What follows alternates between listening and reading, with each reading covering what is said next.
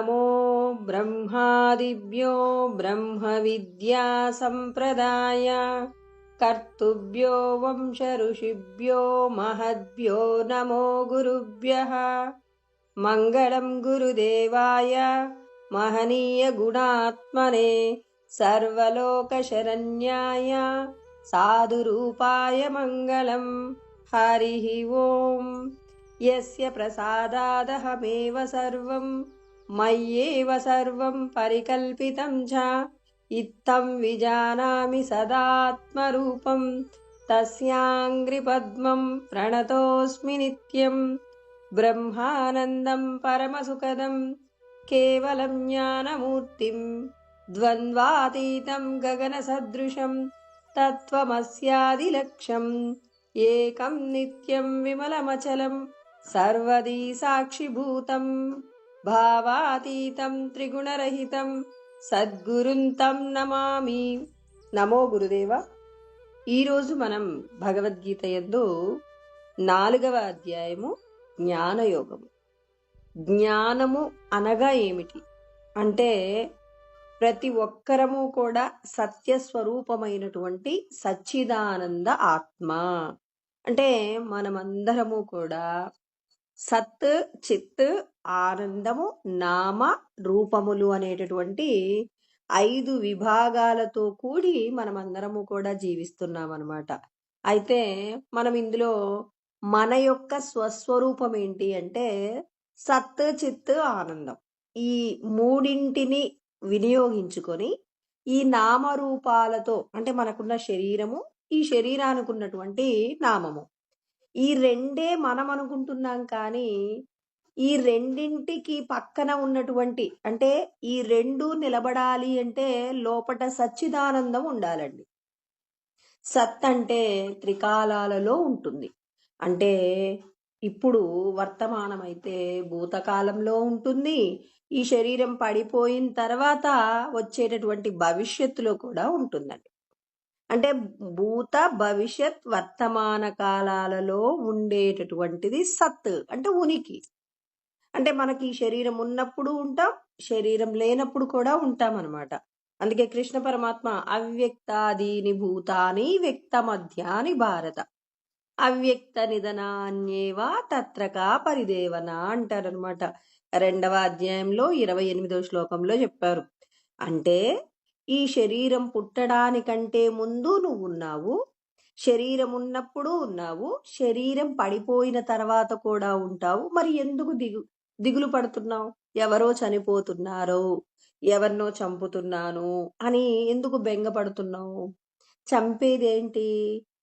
ఎవరైతే అధర్మంగా ప్రవర్తిస్తారో, ధర్మాన్ని విస్మరించిన వాళ్లకు మాత్రమే శిక్ష పడుతుంది. కాబట్టి ఇక్కడ ఏమవుతుంది, ఈ దేహాల యొక్క ప్రారబ్ధ కర్మ పూర్తవుతుంది. కాబట్టి ఆ దేహాలన్నీ పడిపోతాయి.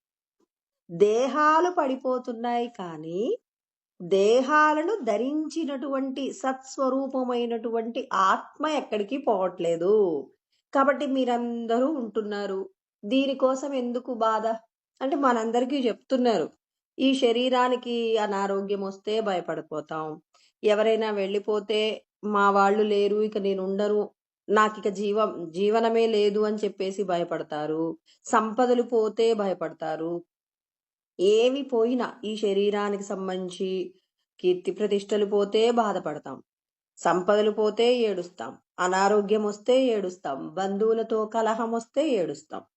మీరు ఏడవవలసిన విషయం గురించి ఏడవాలి గాని అనవసరమైన విషయాల కోసం ఎందుకు ఏడుస్తున్నారు?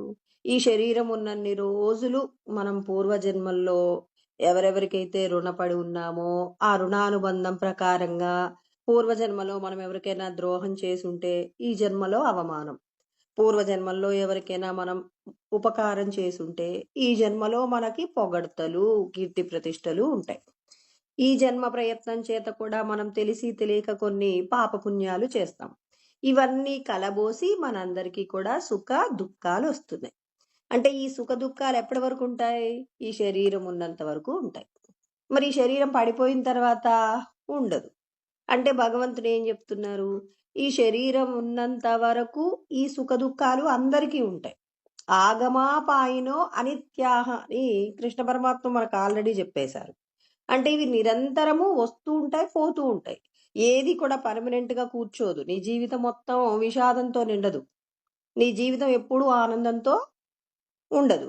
అంటే దుఃఖము ఉంటుంది, తర్వాత ఆనందం కూడా ఉంటుంది. అంటే ఇవి రెండింటి గురించి నువ్వు ఆలోచిస్తూ తన్మయత్వాన్ని పొందకూడదు. సుఖం ఉంది కదా అని అహంకారంతో ప్రవర్తించకు. దుఃఖాలున్నాయి కదా అని చెప్పేసి నువ్వు కృంగిపోవాల్సిన అవసరం కూడా లేదు. నువ్వు చెయ్యవలసిన పని ఏంటి? ఈ దుఃఖపడుతూ సుఖపడుతూ సంతోషాలు వస్తే సంతోషంగా ఉండండి, ఇబ్బంది ఏం లేదు. దుఃఖం వస్తే ఆ దుఃఖాన్ని ఏం చేయాలి? ఓర్చుకునే ప్రయత్నం చేయాలి. అంటే మనందరం చేయవలసిన పని ఏంటంటే, ఇవి రెండు మనకే కాదండి, పశువులకు కూడా సుఖాలుంటాయి, దుఃఖాలుంటాయి. మనకి కూడా ఉన్నాయి. మరి అవి మాత్రం ఏమీ చేయలేవండి. కానీ మనం సుఖ దుఃఖాలు అనుభవిస్తూ ఇక్కడ ఒక పని చేయొచ్చు. ఏం చేయవచ్చు? భగవంతుడు చెప్పినటువంటి ధర్మాన్ని తెలుసుకోవచ్చు. తెలుసుకోవడానికి కావలసిన బుద్ధి చైతన్యాన్ని ఈశ్వరుడు మనకు ఆల్రెడీ ఇచ్చాడు. ఇచ్చాడు అనటానికి గుర్తు ఏంటంటే, మంచేదో చెడేదో విచక్షణ చెయ్యగలిగిన పరిస్థితి మనందరికీ ఉంది కదా. అంటే మనందరికీ బుద్ధి చైతన్యం ఉంది.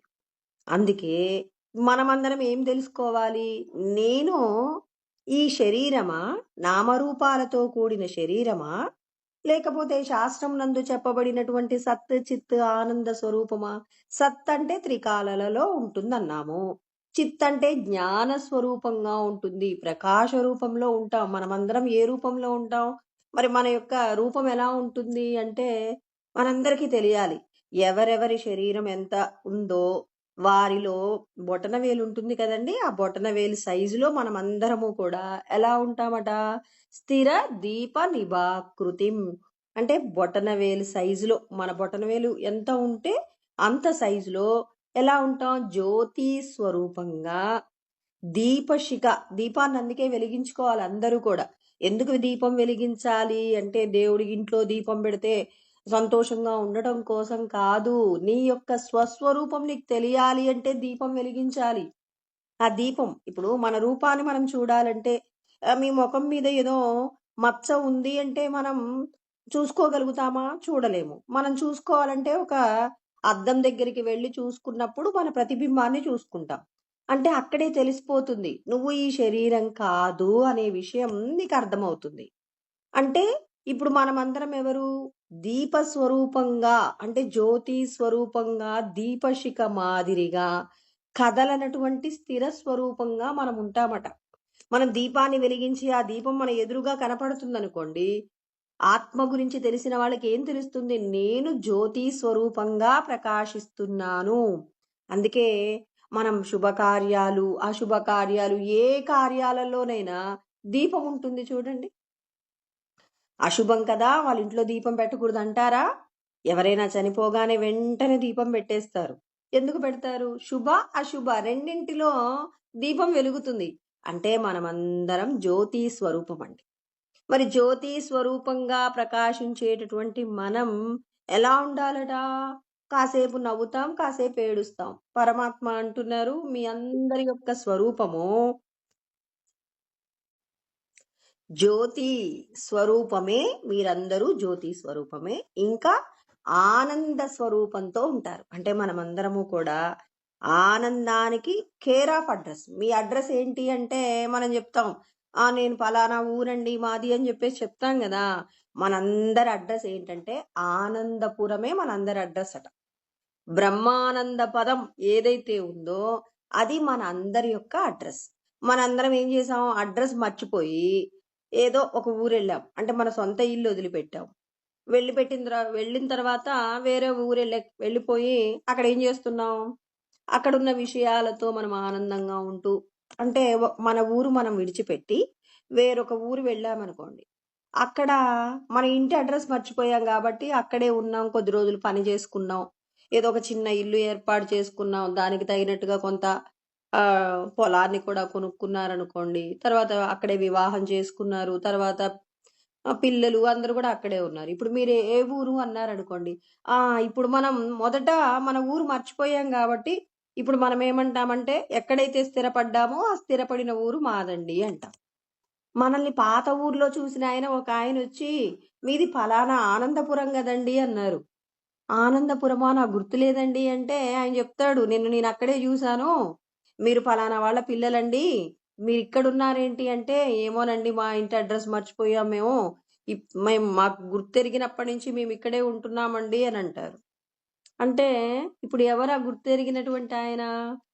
ఆనందపురంలో ఎవరైతే నివాసముంటారో అంటే బ్రహ్మానందానుభూతిని పొందినటువంటి ప్రాజ్ఞులైనటువంటి రమణ మహర్షి, రామకృష్ణ పరమహంస ఈ కోవలోకి చెందినటువంటి ప్రాజ్ఞులండి. అంటే ఆత్మానందాన్ని పొందేటటువంటి వాళ్ళు ఏం జేస్తారంటే మనకి గుర్తు చేస్తున్నారు. మీరందరూ ఈ దేహం అనుకుంటున్నారు. ఇక్కడుండిపోతున్నారు. భూలోకంలో ఉండడం కోసమే కదండీ ఏడుస్తాం.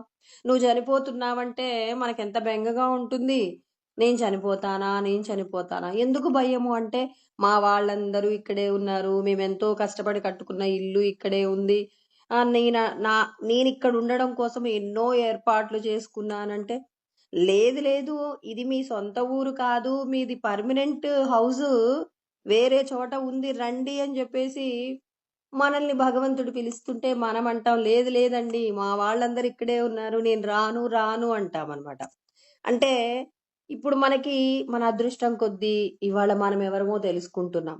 అంటే ఈ భూలోకం మనది కాదు అని చెప్పేసి మనమందరము కూడా బ్రహ్మానంద పదవికి అధికారం పొందడానికి అర్హత ఉన్నవాళ్ళమని మనమేం జేశామంటే, భగవంతుడు లోపట ఉన్నటువంటి స్ గురుస్వరూపం ఏం చేసింది? మనము మనల్ని మనం తెలుసుకునేలాగా బాహ్యమునందు సాకార రూపంలో ఒక గురుస్వరూపాన్ని ప్రసాదించింది. ఆ గురుస్వరూపం ఏం జెప్పింది నీకు? నీవు ఈ దేహం కాదు, దేహం లోపట ఉన్నటువంటి సచ్చిదానంద స్వరూపము. ప్రతి చిన్న విషయానికి నువ్వు దుఃఖపడాల్సిన అవసరం లేదు. ఆనంద సముద్రంలో నువ్వెప్పుడూ కూడా ఏం జేస్తుంటావు? స్నానం జేస్తూ ఉంటావు. అలాంటి ఆనందానికి అడ్రెస్ అయిన నువ్వు, ఈ దేహ సంబంధమైన విషయాలు అంటే కొద్ది రోజులు ఈ శరీరంలో నువ్వుంటావు. ఈ శరీరానికి సంబంధించొచ్చే సుఖదుఖాలు నీవి కాదు. ఈ సుఖదుఖాలన్నీ పూర్వజన్మలలో చేసిన కర్మల నిమిత్తంగా వచ్చిన శరీరానికి సంబంధించి రుణానుబంధాన్ని తీర్చుకోవడానికి మనమందరము పొందిన శరీరం. కేవలం రుణానుబంధం తీర్చుకోవడానికే ఉపయోగపడుతుందా? సాధన చేసి నీ ఇంటికి నువ్వు వెళ్ళడానికి కావలసినటువంటి ఆనుకూల్యతలతో కూడినటువంటి శరీరం అండి. అంటే మన శరీరం యొక్క గొప్పతనం అన్నమాట. మరి మనం ఈ శరీరంతో ఏం పనులు చేయాలి? ఏం చేస్తున్నాం? అసలు ఏం పని చేయాలి కాదు. అసలు మనమందరము కూడా ఆనంద స్వరూపం అంటున్నారండి. సచ్చిదానంద స్వరూపం అంటున్నారు. మరి ఈ సచ్చిదానంద స్వరూపంగా మనకి ఎన్ని అవస్థలున్నాయి? మాండుక్యోపనిషత్తు చెప్పిందనమాట.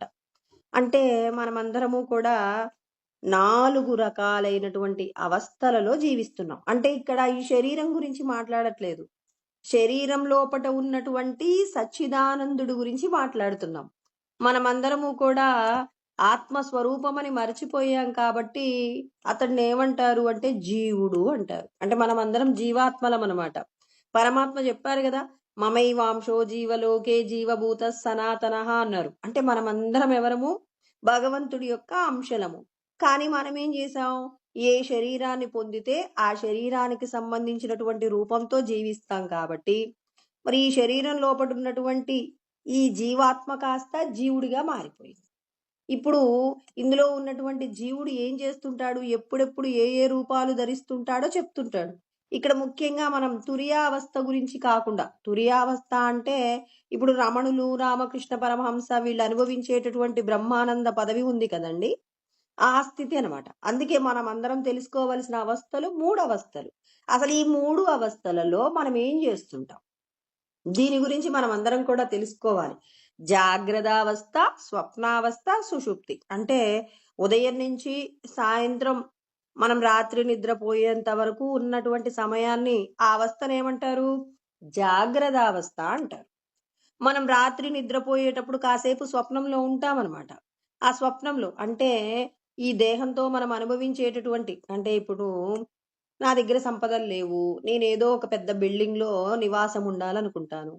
ఇప్పుడు ఈ దేహానికి అంత అర్హత లేదు. అప్పుడు నేను స్వప్నంలోకి వెళ్ళిపోయాక రాత్రి పడుకున్న తర్వాత మనసు ఏం చేస్తుందంటే, ఈ జీవుడు మనసుతో కలిసిపోయి తానొక ఏం చేస్తాడు, ఒక స్వప్నంలో ఒక పెద్ద రాజభవనాన్ని ఏర్పాటు చేసుకొని అక్కడ ఉన్నట్టుగా, అక్కడ తనకందరూ కూడా సేవలు చేస్తున్నట్టుగా అలా ఏం చేస్తాడు స్వప్నంలో తాను ఒక ఊహా ప్రపంచాన్ని ఏర్పాటు చేసుకొని తనకు కావలసిన కోరికలన్నీ తీర్చుకుంటాడనమాట. అలా తీర్చుకున్న తర్వాత కాసేపటికి అలసిపోయి ఇంకా చాలు అని చెప్పేసి మళ్ళీ ఎక్కడికి వెళ్ళిపోతాడు, సుషుప్తిలోకి వెళ్ళిపోతాడు. అంటే మన యొక్క స్థితి ఎలా ఉంది, 3 అవస్థలలో ఉంది. దీని గురించి చెప్పినటువంటి విషయాలు ఏంటి అంటే, ఇక్కడ మనకి జాగరిక స్థానో బహిప్రజ్ఞ. ఇక్కడ మనందరం సప్తాంగ అంటే అంగముల గురించి మాట్లాడతారండి. అంటే అంటే జాగ్రత్తావస్థలో బహిప్రజ్ఞ అంటే ఈ దేహంతో మనం అనేక రకాలైనటువంటి విషయాలను మనం చేస్తున్నాం కదా. అలా చేయటంలో ఉన్నటువంటి అవయవాలేంటి, వాటి గురించి మనం చేసేటటువంటి విషయాలను ఎలా అనుభవిస్తున్నాము అనటానికి మాండుక్యోపనిషత్తులో చక్కగా చెప్పారు. ఏమంటారు అంటే సప్తాంగ ఏకోవింశతి ముఖ స్థూల బుక్ వైశ్వానర ప్రథమ పాద అంటారు. అంటే ఇక్కడ ఏం చెప్పారంటే జాగ్రత్తావస్థయందు బహిప్రజ్ఞ అంటే బాహ్యమునందు ఉన్నటువంటి మనకున్నటువంటి శక్తి సామర్థ్యాలు అంటే ఈ జీవుడిని ఏమంటారు అంటే వైశ్వానరుడు అంటారు. ఇప్పుడు వెష్టి కుటుంబాలు సమిష్టి కుటుంబాలు అంటారు కదా. వెష్టి కుటుంబం అంటే పెళ్లి కాగానే వెళ్ళిపోయి వాళ్ళు ఏం చేస్తారు, కాపురం పెట్టేసుకుంటారు కదండి, అది వెష్టి కుటుంబం. తర్వాత ఉమ్మడి కుటుంబాలు, పూర్వకాలంలో అయితే ఉమ్మడి కుటుంబాలు ఉండేవి కదా. ఒక తల్లిదండ్రులకు ఉన్నటువంటి 4 పిల్లలుంటే మళ్ళీ వాళ్ళకు పెళ్లిళ్ళయి వాళ్ళ పిల్లలు మళ్ళీ మనమళ్ళు మనమరాళ్ళు ఇలా అంతా ఉమ్మడి కుటుంబం. వెష్టి సమిష్టి అని చెప్పేసి ఉంటుందన్నమాట. ఇక్కడ వెష్టిలో అంటే ఒక్కొక్కరిలో సింగిల్ గా మన లోపట ఈ ఉదయం నుంచి లేచినప్పటి నుంచి రాత్రి పడుకునేంత వరకు ఉన్న అవస్థలో జాగ్రత్తావస్థలో ఉన్న జీవుణ్ణి ఏమంటారు అంటే వైశ్వానరుడు అంటారు. విశ్వడు ఈ విశ్వమంతటా తిరుగుతుంటాడు కాబట్టి జీవుడు వైశ్వానరుడు అంటారు, విశ్వడు అంటాడనమాట. తర్వాత మరి అందరి లోపట ఉన్న ఆత్మ ఒక్కటే కాబట్టి సమిష్టిలో ఏమంటారు అంటే విరాట్ అంటారనమాట. మరి ఇక్కడ మనకు ఉన్నటువంటి 7 అవయవాల గురించి తెలుసుకోవాలి. ఏకోవింశతి ముఖ అంటే మనమందరము ఇక్కడ ఈ లోకంలో ఉన్నటువంటి ప్రకృతిలో ఉన్న విషయాలన్నీ అనుభవిస్తున్నాం కదండి. ఎన్నింటి ద్వారా అనుభవిస్తున్నాం, 19 నోర్లు ఉన్నాయట, 7 అవయవాలు ఉన్నాయట. వాటి గురించి చెప్పుకుందాం. అంటే అన్ని మన శరీరంలో ఉన్నవే. దేహో దేవాలయ ప్రోక్త అంటారు, జీవో దేవ సనాతన అంటారు కదా. మన దేహమే మన దేహము దేవాలయం అయితే మరి ఈ దేహంలో ఏమేమి ఉన్నాయట అంటే 19 నోళ్ళు. ఏంటి 19 నోళ్ల ద్వారా విషయాలు అనుభవిస్తున్నాం. అన్నీ తెలిసినవేనండి, కొత్తవేం కాదు. కాకపోతే ఇక్కడ ఒక్కొక్క విభాగంలో చెప్పుకుంటున్నాం ఏమేం పని చేస్తాయి అంటే. జ్ఞానేంద్రియాలు 5 అందరికీ తెలిసినవే కాబట్టి చెప్పట్లేదు. తర్వాత కర్మేంద్రియాలు వాక్కు పాణి పాదము ఉపస్థ పాయువు. తర్వాత ప్రాణవాయువు ఉన్నాయి కదండి, వాయువులు ఉన్నాయి కదా, ప్రాణేంద్రియాలు అంటారు. ప్రాణ అపాన సమాన వ్యాన ఉదాన. తర్వాత అంతఃకరణము మనస్సు బుద్ధి చిత్తము అహంకారం అంటారు కదా. మొత్తం 19. అంటే ఈ 19 ఇంద్రియముల చేత మనమే ఈ జీవుడు ఏం చేస్తున్నాడు, ప్రకృతిలో ఉన్న విషయాలన్నింటినీ అనుభవిస్తున్నాడు. ఇక మరి అవయవాలు 7 అన్నారు. 7 అవయవాలు అంటే ఇక్కడ తలని స్వర్గంలాగా చెప్తారనమాట. తర్వాత కళ్ళకి సూర్యుడు, తర్వాత ముఖము అంటే అగ్ని స్వరూపము, మధ్య భాగము ఆకాశం అండి, జలము మూత్రపిండాలు, మరి ప్రాణం ఉంది కదా, శ్వాస ఉంది కదండి, అది వాయువు ఏమవుతుంది అని అంటే ప్రాణం అవుతుంది అన్నమాట.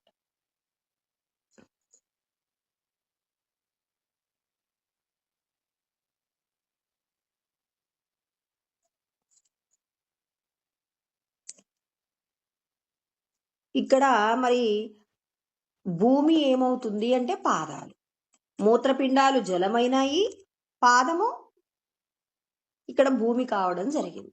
అంటే ఇక్కడ మనకి ఎన్ని అంగములు వచ్చాయి అంటే 7 అంగములు, 7 అవయవాలు. వెష్టిలో ఏమవుతాయి, శరీరం గురించి మాట్లాడినప్పుడు తల, కళ్ళు, ముఖము, తర్వాత శరీరంలో ఉన్నటువంటి మధ్య భాగము, మూత్రపిండాలు, తర్వాత ఆ ప్రాణము వాయువుగా చెప్తే తర్వాత పాదాలు, తర్వాత జలము. ఇలా అంటే ఈ 7 అవయవాల ఆధారంగా మనం ఏం చేస్తాము అంటే దేహ సంబంధమైనటువంటి కార్యాలన్నీ కూడా చేస్తాం. వెష్టిలో ఇక్కడ మనకు చెప్పబడినటువంటి శరీరావయవాలు. మరి సమిష్టిలో అంటే స్వర్గలోకం ఉంటుంది. ఇక్కడ ఆయన చూపుగా సూర్య స్వరూపంగా ఉంటాడు, ముఖ స్వరూపంగా అగ్ని స్వరూపంగా ఉంటాడు. ఈ సృష్టిలో మధ్య భాగం అంటే భగవంతుడి యొక్క రూపం గురించి మాట్లాడుకుంటున్నామండి. మధ్య భాగం ఆకాశం అయితే, జలస్వరూపంగా మూత్రపిండాలైతే, భూమిగా మరి పాద స్వరూపంగా అంటే పరమాత్మ యొక్క పాదాలుగా చెప్తారనమాట. అంటే విరాట్ స్వరూపంగా ఇక్కడ భగవంతుణ్ణి వర్ణన చేశారనమాట. ఇక్కడ ప్రతి ఒక్కరము కూడా ఏం చేస్తున్నాం, దేహ సంబంధమైనటువంటి విషయాలన్నింటినీ కూడా జాగ్రత్త అవస్థలో అనుభవిస్తున్నాం. ఈ దేహమే నేను నేను అనుకుంటూ అనుభవిస్తున్నాం. అంటే మన యొక్క స్వస్వరూపం మనకు తెలియాలి. మనకు తెలియకుండా మనం ఏం చేస్తున్నామంటే ఏం చేస్తున్నాం, ఎందుకు చేస్తున్నాం. ఈ దేహంతో కేవలం చదువుకోవడం, ఉద్యోగం సంపాదించడం, పెళ్లి చేసుకోవడం, పిల్లల్ని కనటం, మళ్ళీ వృద్ధాప్యంలో రోగాలు, రకరకాలైన ఇబ్బందులు, మరణించటమేనా? లేకపోతే మనం సాధించేది ఏదైనా ఉందా అంటే మనం సాధించవలసినటువంటి గొప్ప గొప్ప సత్యాలున్నాయి. ఈ దేహ సంబంధమైనటువంటి విషయాలలో సుఖదుఖాలు మనకు లభ్యమవుతున్నప్పటికీ కూడా ఇవన్నీ దేహానికి ఆల్రెడీ భగవంతుడు మనం చేసిన కర్మల నిమిత్తంగా పరమాత్మ ఇవి ఇచ్చాడని, ఇక్కడ నువ్వు ఈ జన్మ ప్రయత్నం చేత చెయ్యవలసిన కార్యాలు ఏంటి, నేను ఆత్మస్వరూపమే కానీ దేహం కాదు అని ఆ ఆత్మను చేరుకోవడానికి ఈ దేహంతో పుణ్యకర్మలు చేయాలి. అంటే పరోపకార నిమిత్తంగా నువ్వు కర్మ చేయవలసి ఉంటుంది. కాబట్టి ఇక్కడ నువ్వు తెలుసుకునేటటువంటి అవస్థ అంటే ఉదయం లేచినప్పటి నుంచి పడుకునేంత వరకు కూడా ఈశ్వరుడి యొక్క శక్తితోనే ఈ శరీరంలో ఉన్న ప్రతి అణువణువు నడుస్తుంది. కాబట్టి మనం అందరము కూడా ఈ శరీరం నాది, నాకు ఇష్టం వచ్చినట్టుగా ప్రవర్తిస్తాను అనటానికి వీల్లేదు. మనమందరం ఎలా ప్రవర్తించాలి? భగవంతుడు మనకి శక్తినిస్తున్నారు కాబట్టి భగవంతుడు చెప్పిన విధంగా ఎలా చెప్పారు, ధర్మంతో కూడినటువంటి జీవన విధానాన్ని నువ్వు గడపవలసి ఉంటుంది అని చెప్పేసి ఈశ్వరుడు మనకు శాసనం చేస్తున్నారు. కాబట్టి ధర్మం తప్పి మాట్లాడినా ధర్మం తప్పి అంటే ఇవన్నీ భగవంతుడి ఇచ్చిన వస్తువులు కాబట్టి భగవంతుడి ఇష్టం మేరకు మాత్రమే మనం ప్రవర్తించాలి. మనకు నచ్చిన విధంగా ప్రవర్తించకూడదు. మన పిల్లలు కూడా మనకు నచ్చిన చదువు చదవాలంటాం, మనకు నచ్చిన తిండి తినాలంటాం. ఎందుకు? పిల్లవాడి యొక్క క్షేమము నేను పెట్టే ఆహారంలో ఉంటుంది అంటుంది తల్లి. నాన్నగారు అంటున్నారు పిల్లవాడికి ఏం కావాలో నాకంటే గొప్పగా ఎవరు నిర్ణయిస్తారంటారు. మరి మన పిల్లల విషయంలో మనం అంత జాగ్రత్తగా అంత కండిషన్గా ఉన్నప్పుడు పరమాత్మ యొక్క సంతానము పరమాత్మ శక్తినిస్తే మనమందరం బ్రతుకుతున్న వాళ్ళం. పరమాత్మ చెప్పిన ధర్మం తెలుసుకొని పరమాత్మ చెప్పిన విధంగా జీవించాలి కదా. అందుకే జాగ్రత్తావస్థ యందు మన శరీరానికి అణువణువున భగవంతుడు వైశ్వానర స్వరూపంగా మనందరికీ కూడా ఏం చేస్తున్నాడు, ఆయన శక్తిని ప్రసాదిస్తూ ఉన్నారనమాట. ఇక స్వప్నం గురించి మాట్లాడినప్పుడు స్వప్నస్థానో అంతఃప్రజ్ఞ సప్తాంగ ఏకోవింశతి ముఖ ప్రవివిక్త బుక్ తేజసో ద్వితీయ పాద అంటారు. ఇక్కడ మనందరికీ తెలుసు విశ్వ తైజస ప్రాజ్ఞ చేతస అంటారు. అంటే జాగ్రత్తావస్థలో విశ్వస్వరూపంగా ఉంటారు. మరి స్వప్నమును యందు అంతఃప్రజ్ఞ. ఇప్పుడు బయటనేమో బాహ్యమునందు సూర్యుడి యొక్క శక్తి తీసుకొని మనం ఏం చేస్తున్నాం, దేహ సంబంధమైనటువంటి విషయాలను మనం ఏం చేస్తున్నామంటే లోపటి నుంచేమో భగవంతుడి యొక్క శక్తి, బాహ్యమునందు విషయాలను చూడాలంటే సూర్యుడి యొక్క శక్తిని వినియోగించుకొని మనం బాహ్య సంబంధమైన విషయాలన్నీ చేస్తున్నాం. అంటే ఈ శరీరంతో పనులు చెయ్యాలి అంటే మరి సూర్యుడు చంద్రుడి యొక్క మరి వాళ్ళ యొక్క ఏమంటారు శక్తి చేతనే మనం అందరము కూడా కార్యకలాపాలన్నీ చేసుకుంటూ ఉన్నాం. మరి ఇక స్వప్నంలో ఏం కావాలి అంటే ఇక్కడ ఉన్నటువంటి అవయవాలలో ఒక్క మనస్సు మాత్రమే ఏం చేస్తుంది? పని చేస్తుంది. అంటే ఈ జీవుడు ఏం చేస్తున్నాడు? ఈ జాగ్రత్తావస్థలో అంటే మనం మేలుకొని ఉన్నప్పుడు ఏ ఏ విషయాల మీద కోరిక కలిగి ఉంటామో, ఏ విషయాల మీద విరక్తి కలిగి ఉంటామో, ఇంకా ఈ దేహానికి సంబంధించే కాదండి. ఇప్పుడు నాకు ఈ జన్మలో ఏమేం కావాలో కోరుకుంటాను. పూర్వజన్మలో కోరుకున్న విషయాలు కూడా మనకి స్వప్నంలో వస్తాయి. మనం అంటాం ఒక్కొక్కసారి స్వప్నంలో నేనెప్పుడు చూడని విషయాన్ని చూశాను అంటారు. అంటే మీరు పూర్వజన్మలలో కోరుకున్న విషయం ఇక్కడ మీకు స్వప్నంలో కనపడింది. అంతేగాని భగవంతుడు మీకు వేరే కోరనిదేమీ ఇవ్వరు. అంటే మన మనసులో ఉన్న సంస్కారాలే స్వప్న ప్రపంచంలో ప్రవేశపెట్టుకుంటాం తప్ప, మనకు తెలియని విషయాల జోలికి ఈ స్వప్నం వెళ్ళదండి. అంటే మనందరికీ వచ్చే కలలన్నింటికి మనకి పూర్వజన్మలలో కానివ్వండి, ఈ జన్మలో కానీ సంబంధం ఉన్న విషయాలు మాత్రమే మనం స్వప్నంలో ఏం చేస్తుంటాం? కలలు కంటూ ఉంటామన్నమాట. కాబట్టి ఇది స్వప్న ప్రపంచం. తర్వాత ఇక అంటే ఇక్కడ పరమాత్మ చెప్పారు. ఎలా అంటే స్వప్నం నందు ఏ ఏ విషయాలైతే మనం కావాలనుకుంటున్నామో వాటన్నింటిని ఏం చేస్తాం? ఇప్పుడు కలలోనండి ఒక ఆయనకి పిల్లలు లేరు. ఇప్పుడు కలలో ఏమైంది? అతనికి ఒక 10 మంది పిల్లలున్నట్టు, ఆ పిల్లలందరూ ఇంట్లో హాయిగా చక్కగా వాళ్ళందరూ పెరుగుతూ ఉంటే వాళ్ళందరిని చూసి పరమ సంతోషాన్ని పొందుతున్నట్టుగా ఈ స్వప్నాన్ని పొందుతారనమాట. అంటే మనకు స్వప్నంలో విషయాలు మనం కోరుకున్న విషయాలే వస్తాయి కాబట్టి ఇక్కడ ఏ సూర్యుడు అవసరం లేదు. ఇప్పుడు మనం మేల్కొని ఉన్నప్పుడు సూర్యశక్తి చేత పనిచేస్తున్నాం. రాత్రి సమయంలో ఏ సూర్యుడు అవసరం లేదు. మన లోపటనే స్వయంగా మన లోపట ఈశ్వర స్వరూపమైనటువంటి శక్తి మన లోపల ప్రసరిస్తుంది కాబట్టి ఇక్కడ ఏ కార్యాలు మనము చెయ్యటము లేదు. స్వప్నమునందు ఏముంది? మాయా ప్రపంచంలాగా అక్కడ అన్ని ఊహ ద్వారానే జరిగిపోతున్నాయి. కాబట్టి ఇక్కడ ఏమవుతుంది? ఈ జీవుడికి ఆ శక్తి ఉంటుందన్నమాట. అంటే ఇక్కడ వస్తువులు లేవు, అక్కడ మనుషులు లేకపోయినప్పటికీ కూడా స్వప్న ప్రపంచంలో అన్ని విషయాలు ఉన్నట్టుగా ఊహించుకోగలిగినటువంటి ఊహాశక్తి చేత జీవుడు ఏం చేస్తున్నాడు? తనకు కావలసినటువంటి విషయాల యొక్క అనుభవాలను పొందుతున్నాడనమాట. ఇది స్వప్న ప్రపంచం. ఇక ఈ 2 ప్రపంచాలు అయితే ఇక్కడ ఇంకొక విషయం గుర్తుపెట్టుకోవాలి. మనం రాత్రి స్వప్నంలోకి వెళ్ళిపోయిన తర్వాత ఈ జాగ్రత్తావస్థకు సంబంధించిన విషయాలన్నీ కూడా జీవుడికి ఏమీ గుర్తుండవు. ఇంద్రియాలన్నీ కూడా నిద్రపోతుంటాయి. ఈ జీవుడు మనస్సుతో కలిసి తన కోరికలన్నీ తీర్చుకుంటూ ఉంటాడు. ఇప్పుడు సుషుప్తిలోకి వస్తాడు. ఎత్ర సుప్త, ఎక్కడైతే సుషుప్తి అంటే మనం గాఢ నిద్రలోకి పోయినప్పుడు నకంచన కామం కామయతే అంటారు. అంటే ఏ విధమైనటువంటి కోరికలు కోరుకోమండి. ఇప్పుడు మనం మేల్కొని ఉన్నామండి. మేల్కొని ఉన్నప్పుడు నాకు ఆ వస్తువు కావాలి, ఈ వస్తువు కావాలి అని చెప్పేసి ఏం చేస్తాం? మనం సంకల్పాలు చేసుకుంటాం కదా. మరి సంకల్పాలు ఏమీ ఉండవండి. ఎక్కడుండవు? సుషుప్తిలోకి గాఢ నిద్రలోకి వెళ్ళిపోయినప్పుడు మనస్సు కూడా అలసిపోయి నిద్రపోతుందండి. ఇక మనసు లేదు అంటే మనకి ఏ విధమైన కోరికలు ఉండవు. అందుకే మనకి శంకరాచార్యుల వారు ఆత్మబోధలో చెప్పబడిన శ్లోకం నేను ఎప్పుడు కూడా చెప్తుంటాను. రాగేచ్ఛ సుఖ దుఃఖాది బుద్ధౌ సత్యాం ప్రవర్తతే సుషుప్తౌ నాస్తి తన్నాశే తస్మాత్ బుద్ధేస్తు నాత్మనః అంటారు. అంటే మనం మేల్కొని ఉన్నంతసేపు ఇవన్నీ నిజమే అనిపిస్తుంది. ఎప్పుడైతే మనం గాఢ నిద్రలోకి వెళ్ళిపోయామో అప్పుడు అక్కడ వస్తువులు లేవు, విషయాలు లేవు, ఏమీ లేవండి. అంతటా కూడా ఏముంటుంది? ఆనందం తప్ప వేరేదేముండదు. కాబట్టి అక్కడ మనం ఏ కోరికలు కోరుకోం. నేను రాత్రి కోరిక కోరుకున్నానని అంటారా? అక్కడ ఏం జరిగిందో తెలియదు, కానీ ఆనందంగా ఉంటాం. అందుకే యత్ర సుప్తః న కంచన కామం కామయతే అంటే ఎక్కడా కూడా మనకి కోరికలు ఉండవట. ఇంకా న కంచన స్వప్నం పశ్యతి అక్కడ కలలు కూడా ఉండవట.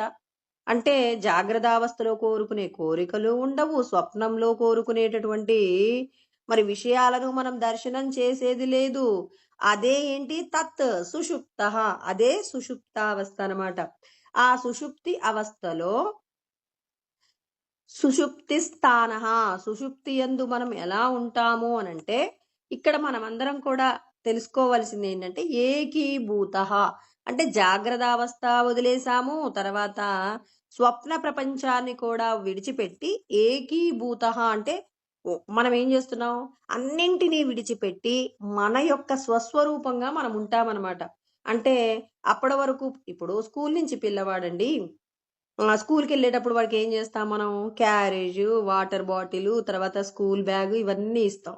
వాడు స్కూల్ నుంచి ఇంటికి వచ్చిన తర్వాత వాడు వేసుకున్నటువంటి షూస్ తో సహా అన్నింటిని ఏం చేస్తాడు, వాడు ఇంకా పిల్లలు వస్తూనే ఏం చేస్తారంటే ఆ షూస్ అటు ఇటుగా వాళ్ళు వచ్చేటప్పుడు హడావుడిగా ఉంటారు కాబట్టి ఆ షూస్ విసిరేస్తుంటారు, ఆ బ్యాగ్ ఒక చోట విసిరేస్తారు, బాటిల్ ఒక చోట పెడుతుంటారు, ఇలా ఒక్కొక్కటి విడిచిపెట్టేస్తూ ఉంటారు. అంటే స్కూల్ నుంచి వచ్చేటప్పుడు పోయేటప్పుడు అన్ని ఎంత జాగ్రత్తగా పట్టుకొని వెళ్తారో మళ్ళీ వచ్చేటప్పుడు ఎలా ఉంటారంటే మొత్తం కూడా ఎక్కడివక్కడ వాటిని విప్పడానికి వాళ్ళు ఎక్కువ సమయం తీసుకునే ప్రయత్నం చేయరు.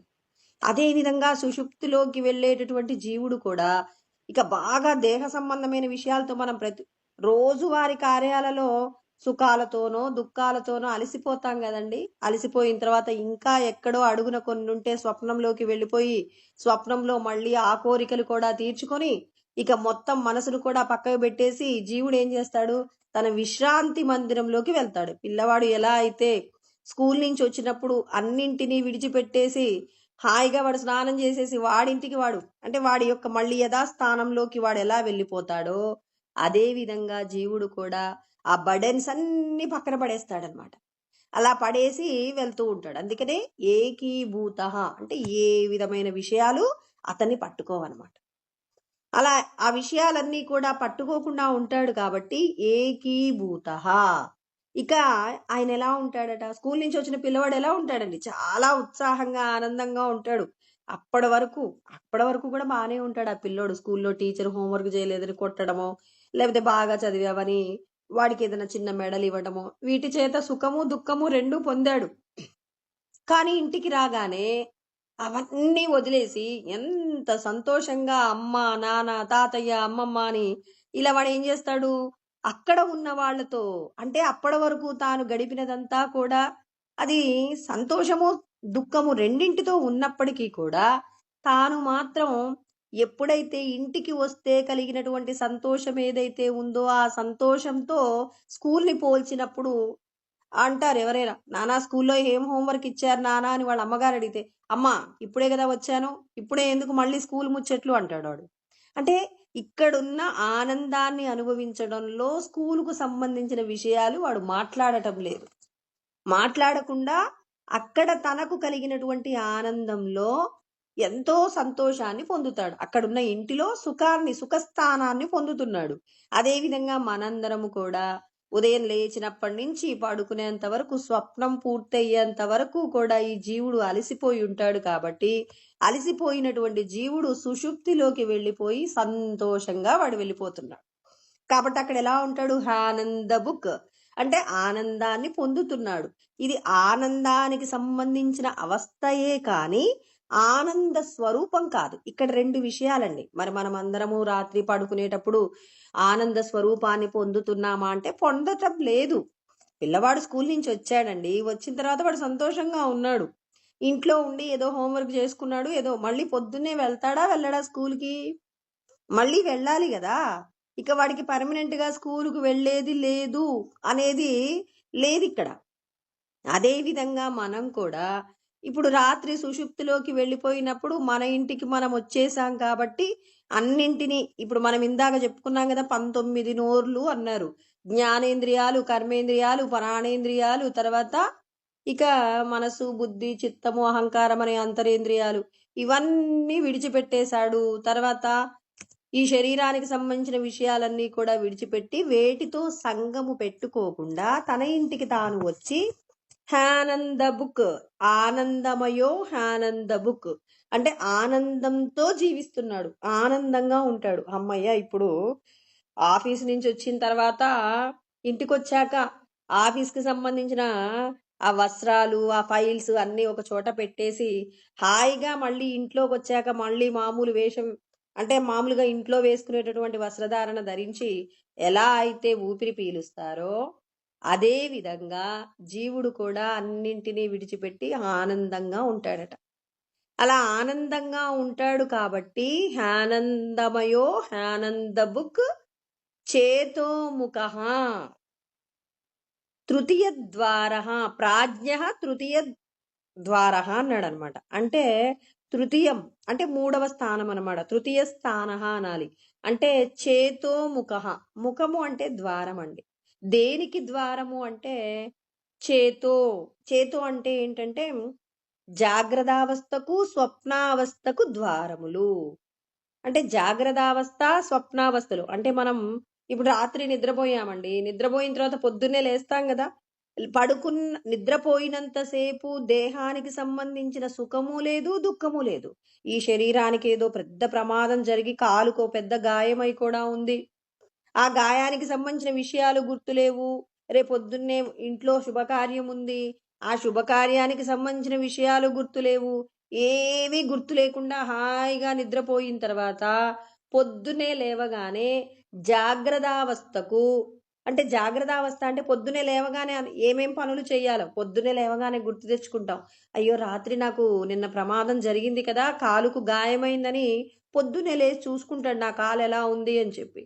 అదే ఒక వివాహానికి సంబంధించిన కార్యక్రమాలు చేసే వ్యక్తి, అయ్యో నేను నిద్రపోతున్నాను హడావుడిగా ఎన్ని పనులున్నాయా అని చెప్పేసి అతడు అంటే మేల్కొనగానే ఈ జీవుడు మళ్ళీ ఏం చేస్తున్నాడు, పిల్లవాడు నిద్ర లేవగానే నిన్న టీచర్ చెప్పినటువంటి పాఠాలన్నీ మళ్ళీ గబగబా లేసి వాడి యొక్క హోంవర్క్స్ అన్నీ చేసుకున్నట్టు మనం కూడా రాత్రి నిద్రపోయి లేవగానే ఇప్పుడు ఏమవుతుంది, ఈ సుషుప్తి చూడండి, రాత్రి ఏమో విడిచిపెట్టేశాడు, పొద్దున లేవగానేమో మళ్ళీ జాగ్రత్తావస్థకు మళ్ళీ స్వప్నావస్థకు కావలసిన విషయాలన్నింటినీ మళ్ళీ పట్టుకొని మళ్ళీ ఏం చేస్తున్నాం, మళ్ళీ మన పనులన్నీ ప్రారంభిస్తున్నాం. అంటే మనమందరము కూడా ప్రతిరోజు కూడా ఏం చేస్తున్నాం, మన ఇంటికి వెళ్ళి హాయిగా సంతోషంగా సుఖంగా ఉండి వస్తున్నాం. కానీ నువ్వు రాత్రి ఎంత సుఖంగా ఉన్నావో చెప్పు, నువ్వు ఎక్కడికి వెళ్ళావు, ఎలాంటి అనుభూతి పొందావంటే చెప్పగలిగిన వాళ్ళు ఎవరైనా ఉంటారా, ఉండరు. కాబట్టి మనమందరం ఏం చేయాలి, మేల్కొని ఉండి ఆ రాత్రి సమయంలో సుషుప్తిలో మనం ఎక్కడికి వెళ్ళి మనం ఆనందాన్ని పొందుతున్నామో ఆ ఆనందాన్ని పొందడానికి ధ్యానంలోకి వెళ్ళి మన యొక్క స్వస్వరూపాన్ని తెలుసుకోవాలి. అంటే ఎలా తెలుస్తుంది, నీకు బాహ్యమునందు జ్ఞానము లేకుండా స్వస్వరూప జ్ఞానము లేకుండా నువ్వు అక్కడ పొందిన అనుభూతిని నువ్వు చెప్పలేవు. కాబట్టి ఇక్కడ మనం సమాధి స్థితిలో ఉన్నప్పుడు ధ్యానంలో సమాధి స్థితిలో ఏం చేస్తాం, మనం ఆనందాన్ని పొందుతాం. ఆ ఆనందాన్ని పొందిన తర్వాత బయటికి వచ్చాక మళ్ళీ మామూలుగా ప్రవర్తించారనుకోండి, నీకు స్వస్వరూప అనుభూతి కలగలేదు. స్వస్వరూప అనుభూతి అంటే ఏంటి, నేను ఈ దేహము కాదు, ఈ దేహములో బంధించబడిన సచ్చిదానందమే అని తెలుసుకొని పూర్ణంగా దేహ సంబంధమైన విషయాలతో విడిపడడానికి కావలసినటువంటి విధంగా నీకు పరిపూర్ణమైనటువంటి ఈశ్వర సంబంధమైన జ్ఞానము కలిగినప్పుడు ఆ జ్ఞానంతో దేహ సంబంధమైన విషయాలకు నువ్వు ఎలా ఉండాలి, తామరాకు మీద నీటి బొట్టులాగా నువ్వు ఉండగలగాలి. తామరాకు మీద నీటి బొట్టు పడినప్పటికీ కూడా తామరాకుకి నీటి బొట్టు స్పర్శ ఏమవుతుంది, దాని చేత అదేమవుతుంది, తడిగా ఉండదండి. అదే విధంగా మనం కూడా దేహ సంబంధమైనటువంటి ఎన్ని రకాలైనటువంటి కార్యాలు చేస్తున్నా ఏ కార్యం చేత కూడా ఆసక్తిని పొందకుండా, అంటే దుఃఖం కష్టాలు వస్తే దుఃఖం వచ్చిందని కృంగిపోకుండా, అంటే బాధపడతాడండి జ్ఞాని కూడా బాధపడతాడు. కానీ ఈ దుఃఖము పర్మనెంట్ అని చెప్పేసి ఆయన ఏమీ కూడా దాని చేత ఏంటి తాదాత్మ్యం పొందరు. ఇప్పుడు మామూలుగా మనమైతే ఏం చేస్తాం, ఏదైనా కష్టం వస్తే ఆ కష్టం గురించి రేయింబగళ్ళు ఆలోచిస్తూ ఉంటాం. కానీ జ్ఞానులైనటువంటి వాళ్ళు, ఆత్మానుభూతిని పొందినటువంటి జ్ఞానులు ఎలా ఉంటారంటే దేని పట్ల కూడా సంగము లేకుండా ఉంటారు. అంటే ఆసక్తి లేకుండా ఆ పనులు అలా జరుగుతుంటే చూస్తూ ఉంటారనమాట. ఒక బల్బు వెలుగుతుందండి, ఒక నాటకం జరుగుతున్న చోట ఒక దీపం వెలుగుతుంది. ఆ దీపం వెలుగులో అక్కడ అందరూ నాటకం వేస్తూ ఉన్నారు, రకరకాల పాత్రలు. ఇప్పుడు కేవలం ఆ పాత్రలన్నీ జరుగుతున్నాయంటే దీపపు వెలుగులో జరుగుతున్నాయి. ఇప్పుడు ఆ దీపాన్ని తీసేశారనుకోండి, అక్కడ నాటకం ఆగిపోతుంది.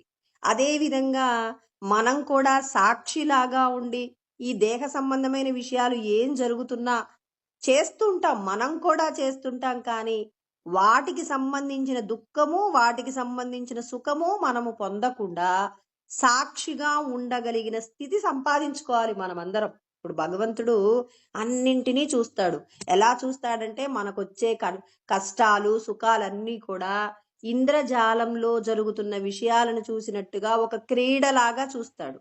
మనం చూస్తే ఎలా చూస్తాం? అయ్యో పాపం ఎంత కష్టం వచ్చిందో అని చెప్పేసి మనమందరము కూడా ఏం చేస్తాం? భ్రాంతి చేత బాధపడుతూ, అక్కడ జరుగుతున్న విషయాలను చూస్తూ అసూయ పడుతూ, సుఖపడుతూ, ఇలా మనం రకరకాల అనుభవాలను మనం మూట కట్టుకుంటాం. కానీ ఆత్మానందం పొందినటువంటి వాళ్ళు ఎలా ఉంటారంటే అన్నింటినీ కూడా అలా చూస్తుంటారనమాట. ఆ స్థితి సంపాదించుకోవాలి ప్రతి ఒక్కరూ కూడా.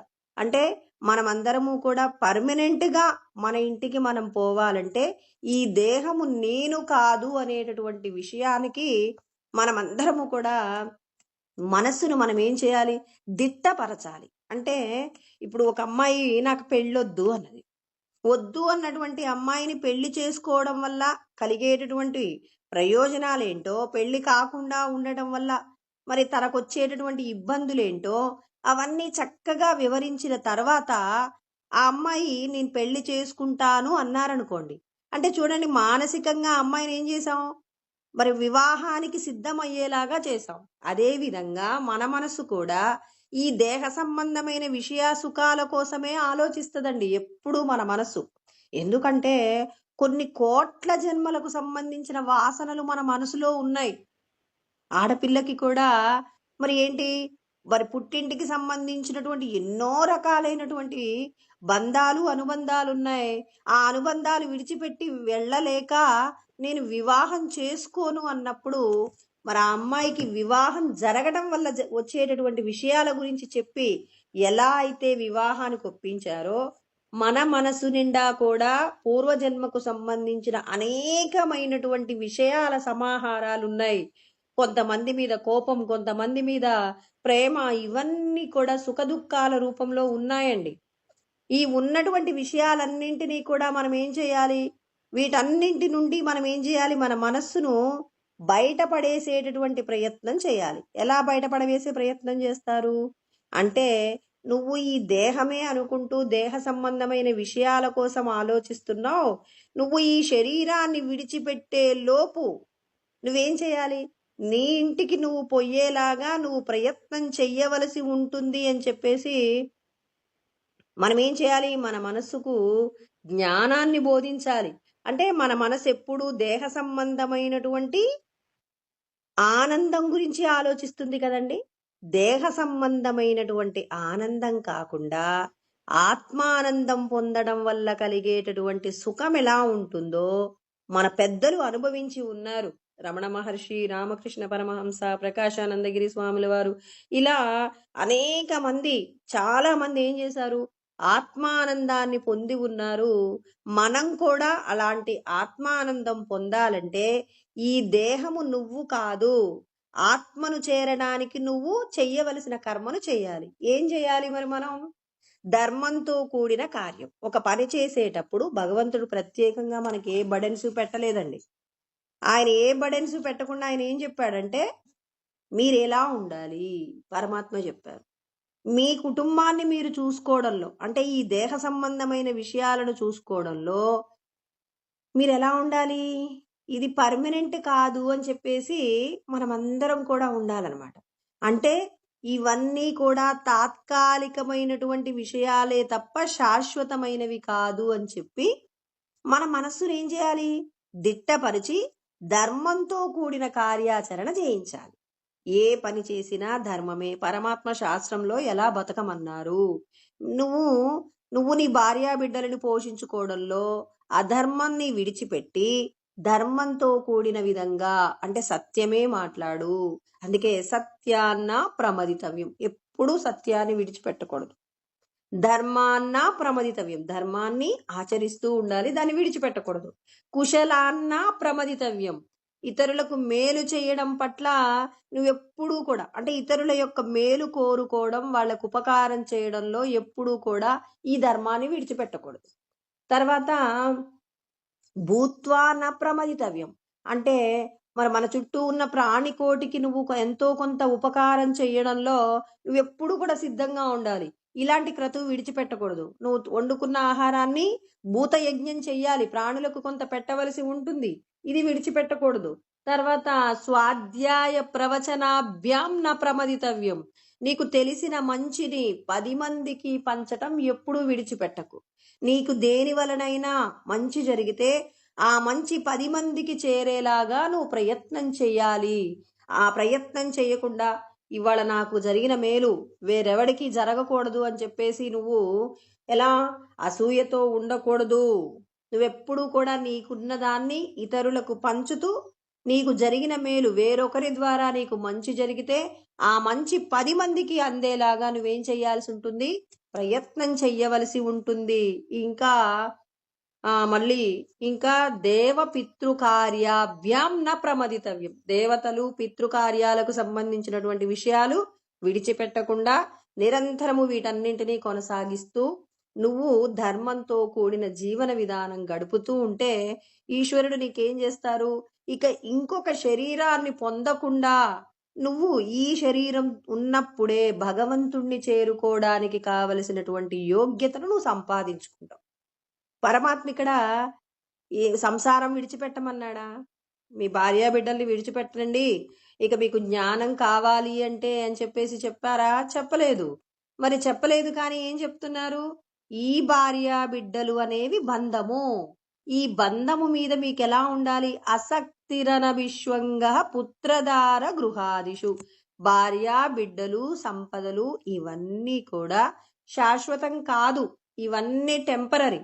మరి టెంపరరీ అయినటువంటి విషయాల మీద మీరు ఆసక్తి లేకుండా శాశ్వతమైనటువంటి పరబ్రహ్మమును చేరుకోవడానికి నిరంతరం మీ మనసును భగవంతుడి మీద లగ్నం చేసి, అంటే మన మనసుకు ఏం బోధిస్తున్నావు? నువ్వు ఆత్మగా నిలబడటానికి నువ్వు నిరంతరం ప్రయత్నం చేయాలి. ఒక పని చేసేటప్పుడు ఇది నా కుటుంబానికి ఉపయోగపడుతుందా, లేకపోతే నేను భగవంతుణ్ణి చేరడానికి ఉపయోగపడుతుందా అని ఆలోచించాలి. ఏ పని చేసినా అంటే నీ కుటుంబం కోసం ఉపయోగపడిందనుకోండి, అది కేవలం నీ యొక్క ప్రయోజనం. అలా కాకుండా 10 మందికి ఉపయోగపడే పని అనుకోండి, అది భగవంతుడికి ప్రీతికరమైన కార్యం.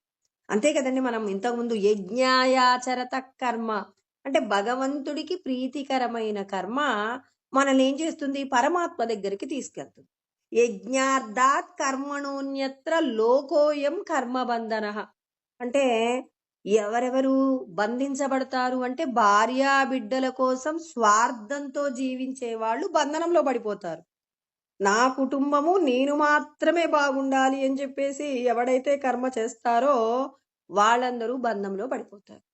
యజ్ఞార్థాత్ అంటే భగవంతుడికి ప్రీతి, అంటే ఇతరులకు నువ్వు ఇంత పెడితే అది భగవంతుడికి ప్రీతి కాబట్టి అదేమవుతుంది? తదర్థం కర్మ కౌంతేయ ముక్త సంగ సమాచర.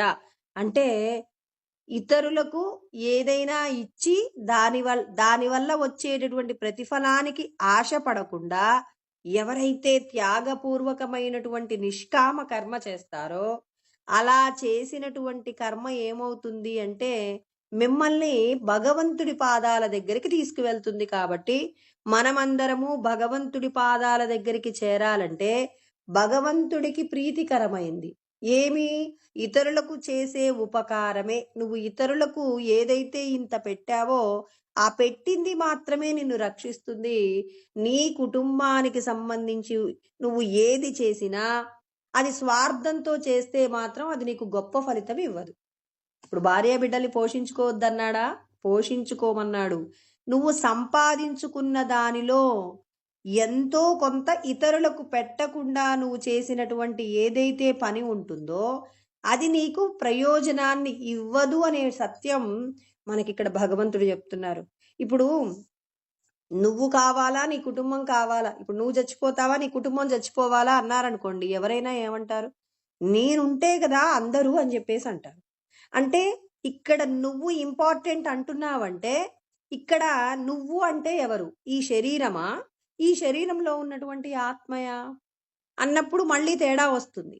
ఈ శరీరంలో ఉన్న ఆత్మయే నేను అన్నప్పుడు నేను లేకపోయినా పర్వాలేదు, ఈ కుటుంబం బావుండాలని జెప్పి కుటుంబం కోసం ఏం జేస్తారు?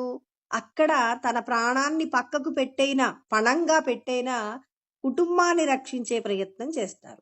ఇప్పుడు కుటుంబమా? లేకపోతే మీ కుటుంబము చనిపోయినా మరి మీ ఊరు బాగుపడుతుంది అంటే అందుకే పెద్దలు ఒక మాట చెప్తారు. ఏమంటారు? ఒక కుటుంబం కోసం ఒక వ్యక్తి త్యాగం చేయవచ్చు. ఒక ఊరు కోసం ఒక కుటుంబం త్యాగం చేయవచ్చు. ఒక దేశం కోసం అని చెప్పేసి ఒక ఊరు త్యాగం చెయ్యవచ్చు అంటారు. అంటే ఇక్కడ మనందరికీ ఏం నేర్పించింది మన యొక్క సంస్కృతి అంటే, ఇతరులకు మంచి చెయ్యాలంటే మనం నిరంతరం త్యాగబుద్ధితో జీవించాలి. శరీర సంబంధమైన విషయ సుఖాలు విడిచిపెడితే ఇక్కడ చూడండి, ఆ కుటుంబం కోసం అని చెప్పేసి ఇతడు తన దేహాన్ని త్యాగం చేశాడనుకోండి.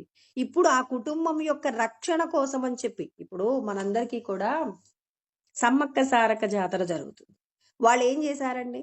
వాళ్ళ ప్రాణాన్ని వాళ్ళ యొక్క ఏమంటారు? వాళ్ళ యొక్క ఏదైతే ఎక్కడైతే వాళ్ళున్నారో వాళ్ళ జాతికి సంబంధించినటువంటి వాళ్ళందరినీ రక్షించేటటువంటి ప్రయత్నంలో కాకతీయులతో వీళ్ళు చాలా తమ ప్రాణాలకు ఏమంటారు? ప్రాణాలు విడిచేంత గొప్పగా, చాలా గొప్పగా యుద్ధం చేశారు.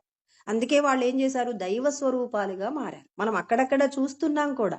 అంటే పరులకు ఉపకారం చేసే నిమిత్తంగా ఎవరైతే కార్యాలు చేస్తారో అలా కార్యాలు చేసినప్పుడు వాళ్ళు దేవతలుగా మారుతున్నారు. ఇప్పుడు మనం ఎంతమంది కోట్ల మంది జనాభా మరి ఈ సమ్మక్క సారక్క మరి వీళ్ళకి మనం పెద్ద ఎత్తున మనం ఏం చేస్తున్నాం? జాతర జరుపుకుంటున్నాం. మన కోరికలన్నీ కూడా మనం ఏం చేస్తున్నాం? కోరికలు తీర్చేటటువంటి దేవతలుగా మనం పూజిస్తున్నాము అంటే, అంటే త్యాగంతో కూడినటువంటి కర్మ. మనం ఎంతసేపు మనకి ఏమి కోరికలు ఉన్నాయో ఆ కోరికలు తీర్చారా లేదా అని చెప్పి ఆలోచిస్తాం కానీ, వాళ్ళు ఏం చేస్తే దేవతలుగా మారారు ఈ విషయం గుర్తుపెట్టుకుంటే, వాళ్ళ యొక్క త్యాగముతో కూడినటువంటి ఏదైతే కర్మ ఉందో ఆ కర్మ కదండి వాళ్ళని దేవతలుగా చేసింది. అంటే నిస్వార్థంతో కూడినటువంటి కర్మకు భగవంతుడు ఖచ్చితంగా ఫలితం ఇస్తాడా లేదా? నీ కుటుంబం కోసం నువ్వు ఏం చేస్తున్నావు? నీ ప్రాణాలు ఇవ్వవలసి ఉంటే ఇప్పుడు వాళ్ళందరినీ కాపాడినందుకు భగవంతుడు నీకు మంచి జీవితాన్ని ఇస్తాడా లేదా? ఈ శరీరాన్ని నువ్వు పోగొట్టుకోవచ్చేమో కానీ ఈ శరీరం విడిచిపెట్టిన తర్వాత భగవంతుడు నీకేం చేస్తాడు? నువ్వు తెలిసో తెలియకో చేసిన పాపపు కర్మలన్నింటినీ కూడా భగవంతుడు ఏం చేసేస్తాడు? తీసేస్తాడు. తీసి నీకు మళ్ళీ ఉన్నతమైనటువంటి శరీరాన్ని ఇచ్చేస్తాడు. ఎలా ఇస్తున్నారు? నువ్వు నీ జీవితంలో నువ్వు చేసినటువంటి త్యాగంతో కూడిన కర్మ. అదే విధంగా ఇక్కడ పరమాత్మ చెప్తున్నారు, నువ్వు నిరంతరము కూడా దేహ సంబంధమైనటువంటి సుఖాల కోసం కాకుండా ఆత్మను ఉద్ధరించే ప్రయత్నంగా నువ్వు కర్మ చెయ్యి. ఆ కర్మ ఎలా ఉండాలి? ఈ శరీరానికి సంబంధించినటువంటి భార్యా బిడ్డల యొక్క పోషణే కాదు, ఈ లోకంలో నీ వంతుగా నీ బాధ్యత కొంత ఉంటుంది. ప్రతి ఒక్కరూ కూడా సమాజానికి ఎంతో కొంత చెయ్యాలి. ఇప్పుడు ఒక పాటలు పాడేటటువంటి వాళ్ళు సింగర్స్ ఉంటారండి.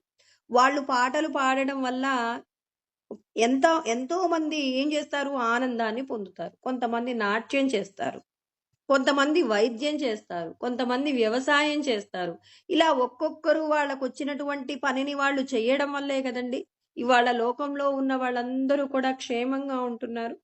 అంటే మనకు ఏదైతే ఉందో దానిని ప్రయోజనాన్ని ఆశించకుండా నీ కుటుంబాన్ని పోషించుకుంటూనే లోకానికి కూడా నువ్వు ఎంతో కొంత ఉపయోగపడవలసి ఉంటుంది అనే సత్యం ఇక్కడ మనం అందరము తెలుసుకోవాలి. అందుకే ఆయన ఏమన్నారు?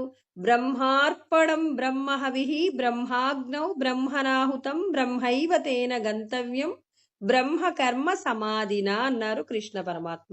అంటే మీరు ఏది చేస్తున్నా ఈ లోకంలో ఉన్న ప్రతిదీ కూడా బ్రహ్మమే కదండి. అందుకే కదా మనకున్న 7 అవయవాల గురించి మాట్లాడుకున్నప్పుడు మనమందరం చేసినటువంటి కర్మలలో దోషాలు లేనప్పుడు స్వర్గలోకానికి వెళ్ళిపోతాం.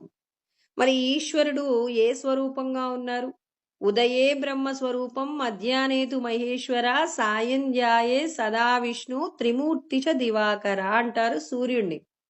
సూర్యుడు ఉదయమునందు బ్రహ్మస్వరూపంగా ఉండి మరి ఏం చేస్తాడు, రజోగుణముతో కూడి ప్రాణుల్ని సృష్టి చేస్తాడండి. ఆయన మధ్యాహ్నము, ఇప్పుడు ఎండాకాలంలో బాగా ఎండలుంటాయండి. ఎండలు ఎందుకు, సూర్యుడికి ఎందుకు ఇంత కక్ష అంటే, సూర్యుడు ఈ ఎండాకాలంలో సూర్యుడి యొక్క కిరణాలు తీవ్రంగా ఉంటాయి కాబట్టి ఆ ఉష్ణ శక్తికి కొన్ని ప్రాణులు, అంటే ఈ ప్రాణుల యొక్క మనుగడకి, కొన్ని కొన్ని ప్రాణుల యొక్క మనుగడకు హాని చేసేటటువంటి హానికరమైన ప్రాణులు పుడతాయట. ఆ ప్రాణులన్నీ హరించాలి అంటే ఉష్ణ శక్తి ఎక్కువగా ప్రసరించాలి. ఆ ఉష్ణ శక్తి ఎక్కువగా ప్రసరించినప్పుడు ఏమవుతుంది అంటే ఈ ప్రాణులన్నీ చనిపోతాయి, తప్పించిపోతాయండి. అంటే ఇక్కడ సూర్యుడు ఏం చేస్తున్నాడు, మహేశ్వర స్వరూపంగా ఆయన ప్రాణులన్నింటినీ కూడా ఏం చేస్తున్నాడంటే లయం చేస్తూ ఉన్నాడు మధ్యాహ్న సమయంలో. తర్వాత సాయంత్రం పూట శ్రీ మహావిష్ణు స్వరూపంగా ఉండి ఆయన ప్రాణులన్నింటినీ కూడా పోషణ చేస్తూ ఉంటారు. అందుకే సాయంత్రం కాగానే మనం చల్లగా మారిపోతాం.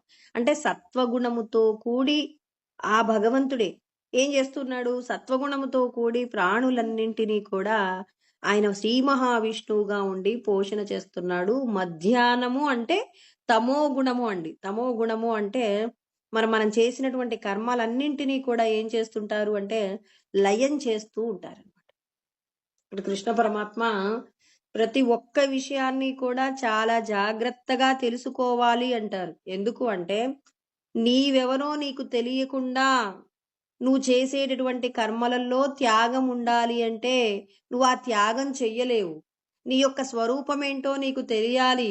నువ్వు ఎలా ఉన్నావు అంటే నువ్వు సాక్షాత్తు ఈశ్వర స్వరూపంగానే నువ్వు ఉన్నావు కాబట్టి నిన్ను నువ్వు తెలుసుకోవాలి అంటే నీ గురించినటువంటి జ్ఞానం లేకుండా నేను సచ్చిదానందమే సచ్చిదానందమే అంటే నువ్వు ఏ రూపంలో ఉన్నావు? నీ తల ఏమైంది, స్వర్గస్థానం అయితే నీ కన్నులు ఏమవుతున్నాయి, సూర్య స్వరూపంగా ప్రకాశిస్తున్నాయి. నీ ముఖము అగ్ని స్వరూపంగా ప్రకాశిస్తుంది. అంటే మనందరిలో కూడా ఇంతటి శక్తి ఉంది, కానీ మనం మర్చిపోతున్నాం. మధ్య భాగం ఆకాశం అయితే మరి ప్రాణస్వరూపంగా వాయువు ఉంటే జల స్వరూపంగా మూత్రపిండాలు, పాదము మరి భూమిగా ఉంది అంటే మరి సృష్టిలో ఉన్నటువంటి ఈశ్వరుడు విశ్వం అంతటా కూడా జగత్తంతా కూడా వ్యాపించి ఉన్నారు కాబట్టి ఉన్నదంతా కూడా బ్రహ్మస్వరూపమే. బ్రహ్మమునకు మినహా ఏదైనా ఉందా? అందుకే మీరు ఏం తింటున్నా, ఎలా ఉన్నా, ఏం చేస్తున్నా అన్నీ బ్రహ్మమే అనుకోమన్నారు. అంతటా భగవంతుడున్నారన్నప్పుడు వేరొక ప్రాణికి హాని చేస్తున్నా అన్నప్పుడు ఎవరికి మనం హాని చేస్తున్నాం? ఇప్పుడు ఒక వ్యక్తి అండి తప్పు చేస్తున్నాడు, ఏదో ఒక పాపం చేస్తున్నాడు, ఎవరినో బాధ పెట్టే ప్రయత్నం అంటే 2 మాటల చేత తిడుతున్నాడండి. ఇప్పుడు తిడుతున్నప్పుడు మనం ఏమనుకోవాలి, ఎలా అసలు ఈ పరిస్థితిని మనం ఎలా అధిగమించాలి అంటే అక్కడ ఒక వ్యక్తి బాధ పెడుతున్నాడు. అలా బాధ పెడుతున్నప్పుడు ఈశ్వరుడి ఇచ్చయే నెరవేరుతుంది అని గుర్తుపెట్టుకోవాలి. ఈశ్వరుడి ఇచ్చయే నెరవేరడము అంటే ఏంటంటే ఈశ్వరుడు ఏం చేస్తున్నారు, ఒకరి యొక్క పాపాన్ని హరించేటటువంటి ప్రయత్నం. అంటే ఒక వ్యక్తి తప్పు చేశాడండి, పాపం చేశాడు. ఆ పాపం చేసినటువంటి వ్యక్తికి శిక్ష పడాలి. శిక్ష పడాలి కాబట్టి భగవంతుడు ఏం చేస్తాడంటే ఒకరి ద్వారా వాళ్ళు ఏడ్చేలాగా భగవంతుడే ప్లాన్ చేశాడు. అందుకే ఈశ్వరుడి ఇచ్చే నెరవేరుగాక. మనల్ని ఎవరైనా తిడుతున్నారు, పరమాత్మ పర్మిషన్ ఇచ్చారు వాళ్ళకి కాబట్టి వాళ్ళు తిట్టారని ఈశ్వరా క్షమించండి అన్నామనుకోండి మన పాపం పోయిందండి. అలా కాకుండా ఫలానా వ్యక్తి నన్ను తిడుతున్నాడని ఆ వ్యక్తి మీద మనం కోపాన్ని పెంచుకున్నామనుకోండి, ఆ కోపం పెంచుకున్నప్పుడు అది ప్రమాదంలోకి వెళ్తుంది. నువ్వు అంతటా బ్రహ్మమే ఉన్నాడు అనేటటువంటి జ్ఞానాన్ని గనక నువ్వు ప్రతిక్షణం గుర్తుపెట్టుకున్నప్పుడు ఏం జరిగినా ఈశ్వరుడి యొక్క ఇచ్చయే జరుగుతుంది. కానీ మరి స్వయంగా ఇక్కడ ఏమీ జరగటం లేదు అని చెప్పేసి మనం గుర్తు పెట్టుకొని బ్రహ్మార్పణం బ్రహ్మహవిహి బ్రహ్మాగ్నౌ బ్రహ్మణాహుతం అంటే మనం ఏ పనైతే చేస్తున్నామో అంతటా బ్రహ్మమే కాబట్టి ఎంచుకునేటటువంటి పని ఎలా ఉండాలి, ధర్మంతో కూడిన పని అయి ఉండాలి. ఆ పని వలన నీకు లాభం కంటే ఇతరులకు ఎక్కువ లాభం కలిగేలాగా నువ్వు ఎంచుకునేటటువంటి పనిలో నీకు జాగ్రత్త ఉండాలి. అంటే మనం ఇప్పుడు అంత ఎక్కడికో వెళ్ళొద్దండి. ఏంటంటే ఇప్పుడు వ్యవసాయానికి ఏదో ఒక పని నిమిత్తం వెళ్ళాం. ఒక ఫ్యాక్టరీలోనో, ఒక ఆఫీసు ఏదో ఒక పనండి. ఒక పని నిమిత్తంగా మనము చే ఏదో ఒక ఉద్యోగం చేస్తూ ఉన్నాం. ఆ చేసేటటువంటి ఉద్యోగంలో మనం ఏం ఆలోచిస్తామంటే, ఇప్పుడు ఒక ఉదాహరణకు ఒక టీచర్ అనుకోండి. ఇప్పుడు ఒక టీచర్ ఉద్యోగం చేస్తుంది. ఇప్పుడు చేసేటప్పుడు జీతం తీసుకుంటున్నారు కాబట్టి, నేను ఎంతవరకు ఈ పిల్లలకు జ్ఞానాన్ని బోధించగలను అని చెప్పేసి తానేం చేయాలి? తన శక్తికి మించి కూడా కష్టపడి పిల్లలకి సులభంగా పాఠాలు చెప్పడానికి కావలసిన విధి విధానాలన్నీ కూడా తెలుసుకొని ఆ పిల్లలకు బోధించినప్పుడు ఆ పిల్లలకి ఏమవుతుంది, వారి యొక్క భావి భవిష్యత్తు ఈ టీచరు చెప్పేటటువంటి పాఠము చేత దిద్దబడుతుంది. ఇప్పుడు ఈ టీచర్ కనుక చుట్టూ ఉన్న టీచర్లను చూశారు, వాళ్ళందరూ కూడా పెద్దగా ఏం కష్టపడట్లేదు, పుస్తకంలో ఉన్న విషయాలను యథావిధిగా చెప్పేస్తున్నారని చెప్పి చుట్టూ ఉన్న వాళ్ళని చూసి తను కూడా కష్టపడకుండా ఏదో ఆ పాఠంలో ఉన్న విషయాలను చెప్పడం, తనకేదో ఒక తంతులాగా పూర్తి చేసుకోవడం జరిగిందనుకోండి. అప్పుడు నీకు రావలసిన జీతం వస్తుంది, కానీ భగవంతుడి దగ్గర నుంచి రావలసిన ఆశీర్వాదం రాదండి. ఇప్పుడు చూడండి, ఉద్యోగం చేశారు, డబ్బొచ్చింది, పిల్లలకు పాఠాలు చెప్పారు. కానీ నువ్వు చెప్పిన పాఠము పిల్లలను ఎంతమంది పిల్లలను తీర్చిదిద్దింది అనే విషయంలో ఈశ్వరుడు గమనిస్తూ ఉంటారు. ఎక్కడుంటాడు ఆయన? నీ లోపట చిత్రంగా ఉండి గుప్తంగా నువ్వు చేసే పనులన్నీ రాస్తారు. నిజంగా నీకు తెలివితేటలు లేవా అంటే ఉన్నాయి. అందరూ చెయ్యట్లేదు, నాకెందుకు, నేనెందుకు చెయ్యాలి అని చెప్పేసి ఎక్కువ తక్కువ కష్టపడకుండా కాసేపు పాఠం చదువుకోవడం, అక్కడేదో పిల్లలకు కాసేపు పాఠాలు చెప్పడం, ఏదో పని ఒక తంతులాగా పూర్తి చేశావు. కానీ నీకున్న తెలివితేటలకు పిల్లలకు నువ్వు చాలా మంది పిల్లలు చదవడంలో ఇబ్బంది పడతారు. కొంతమంది బాగా తెలివైన పిల్లలకైతే అర్థమవుతుంది. కాస్త తెలివి తక్కువగా ఉన్న పిల్లలకి అర్థం కాదండి. మరి అంత అర్థమయ్యేలాగా ఈ టీచరు చెప్పే అవకాశం ఉన్నా, అలాంటి తెలివితేటలు ఉన్నా మరి ఏం చేస్తారు? చెప్పకుండా, మనకెందుకు అవసరమా అని చెప్పేసి చెప్పకుండా ఉన్నారనుకోండి, అక్కడ ఉన్నటువంటి హెడ్ మాస్టర్ ఏమండు, పిల్లల తల్లిదండ్రులు ఏమనరు, కానీ లోపటున్న ఆయన నీకు పనిష్మెంట్ రాస్తాడు. ఈ విషయం గుర్తుంటే చాలు. పరమాత్మ అదే చెప్తాడు. మీకున్న తెలివితేటలను పూర్తిగా వినియోగించినప్పుడు మాత్రమే లోకము ఇప్పుడు ఈ టీచర్ బాగా పాఠాలు చెప్పారనుకోండి, చాలా తక్కువ స్థాయిలో కనీసం పాస్ మార్కులు తెచ్చుకోలేని పిల్లలకి మరి నీ యొక్క తెలివితేటలు వినియోగించి ఆ పిల్లలకు అర్థమయ్యేటటువంటి స్థాయిలో నువ్వు కిందికి దిగి ఆ పిల్లలకు పాఠం బోధించినప్పుడు ఆ పిల్లవాడు పాస్ అయ్యి రేపటి రోజున వాడు ఒక ఉద్యోగం సంపాదించినప్పుడు, పలానా రోజున పలానా టీచరు బోధించిన పాఠం నేను అసలు కనీసం అందులో ఉన్న అక్షరాలను చదవడం కూడా కష్టంగా ఉన్న సమయంలో ఆ టీచరు నేర్పించిన తీరు నన్ను ఇవాళ ఈ స్థాయిలో కూర్చోబెట్టిందంటే, ఇప్పుడు భగవంతుడు అక్కడ పిల్లవాడిని దిద్దినందుకు ఇక్కడ నిన్ను నీ కుటుంబాన్ని రక్షించడమే కాదు, ఈశ్వరుడు ఏం చేస్తారు, దేహబంధంలో నుంచి విడిపడడానికి కావలసినటువంటి శక్తిని కూడా నీకు అందిస్తారు. చూడండి, ఎక్కడున్నాయి మూలాలు? నువ్వు చేసే పనిలో ఉన్నాయా లేదా? ఉన్నాయి అన్నప్పుడు మనం ఏం చేయాలి? జాగ్రత్త పడాలి. అందుకే పరమాత్మ ఏమంటారు, నువ్వు ఏ పనైతే చేస్తున్నావో చేసేటటువంటి పని యందు పరమాత్మను దర్శనం చెయ్యి. అక్కడ నువ్వు చుట్టూ ఉన్న వాళ్ళని పోల్చుకోవడం, నేను ఎక్కువ తక్కువగా కష్టపడడమా, ఇవన్నీ కాదు. నీకున్న తెలివితేటలు, ఆ తెలివితేటలను నువ్వెవరికి పంచుతున్నావు? అక్కడ ఈశ్వరుడే అమాయకంగా ఏమీ తెలియని పిల్లవాడిలా కూర్చున్నాడు. ఆ పిల్లవాడికి నా వంతుగా నాకు ఏది చేతనైతే అది. ఇలా మనం ప్రతి పనిలో అండి, వ్యవసాయం చేసినా లేకపోతే ఒక ఫ్యాక్టరీలో పని చేసినా నువ్వు ఎంతైతే చేయగలవో అంత చెయ్యాలి. కానీ అందరూ ఇంతే చేస్తారు, నేను కూడా అంతే చేస్తానంటే నువ్వు కూడా నలుగురిలో నారాయణ, గుంపులో గోవింద. మరి నువ్వు నరుడు నారాయణుడుగా, మనిషి మనీషిగా మారాలంటే నీకు భగవంతుడిచ్చినటువంటి తెలివితేటలను, నీకు ఇచ్చినటువంటి భగవంతుడిచ్చిన నైపుణ్యాలు, ఆ శక్తి సామర్థ్యాలను పూర్తి స్థాయిలో వినియోగించినప్పుడు మాత్రమే నువ్వు ఈ బంధనంలో నుంచి విడిపడడానికి, నిన్ను నమ్ముకున్నటువంటి ఈ కుటుంబం ఏదైతే ఉందో ఆ కుటుంబం కూడా క్షేమంగా ఉండడానికి నువ్వు చేసేటటువంటి కర్మ దోషములు లేకుండా ఉన్నప్పుడు ఈశ్వరుడి యొక్క అనుగ్రహానికి నువ్వు కూడా ఏమవుతావు? ఆయన అనుగ్రహానికి మనం పాత్రులమవుతామండి. శ్రీకృష్ణ పరమాత్మ అందుకే మనందరికీ కూడా చెప్తున్నారు, మీరు చేసేటటువంటి కర్మను శ్రేష్టంగా చెయ్యండి అంటున్నారు.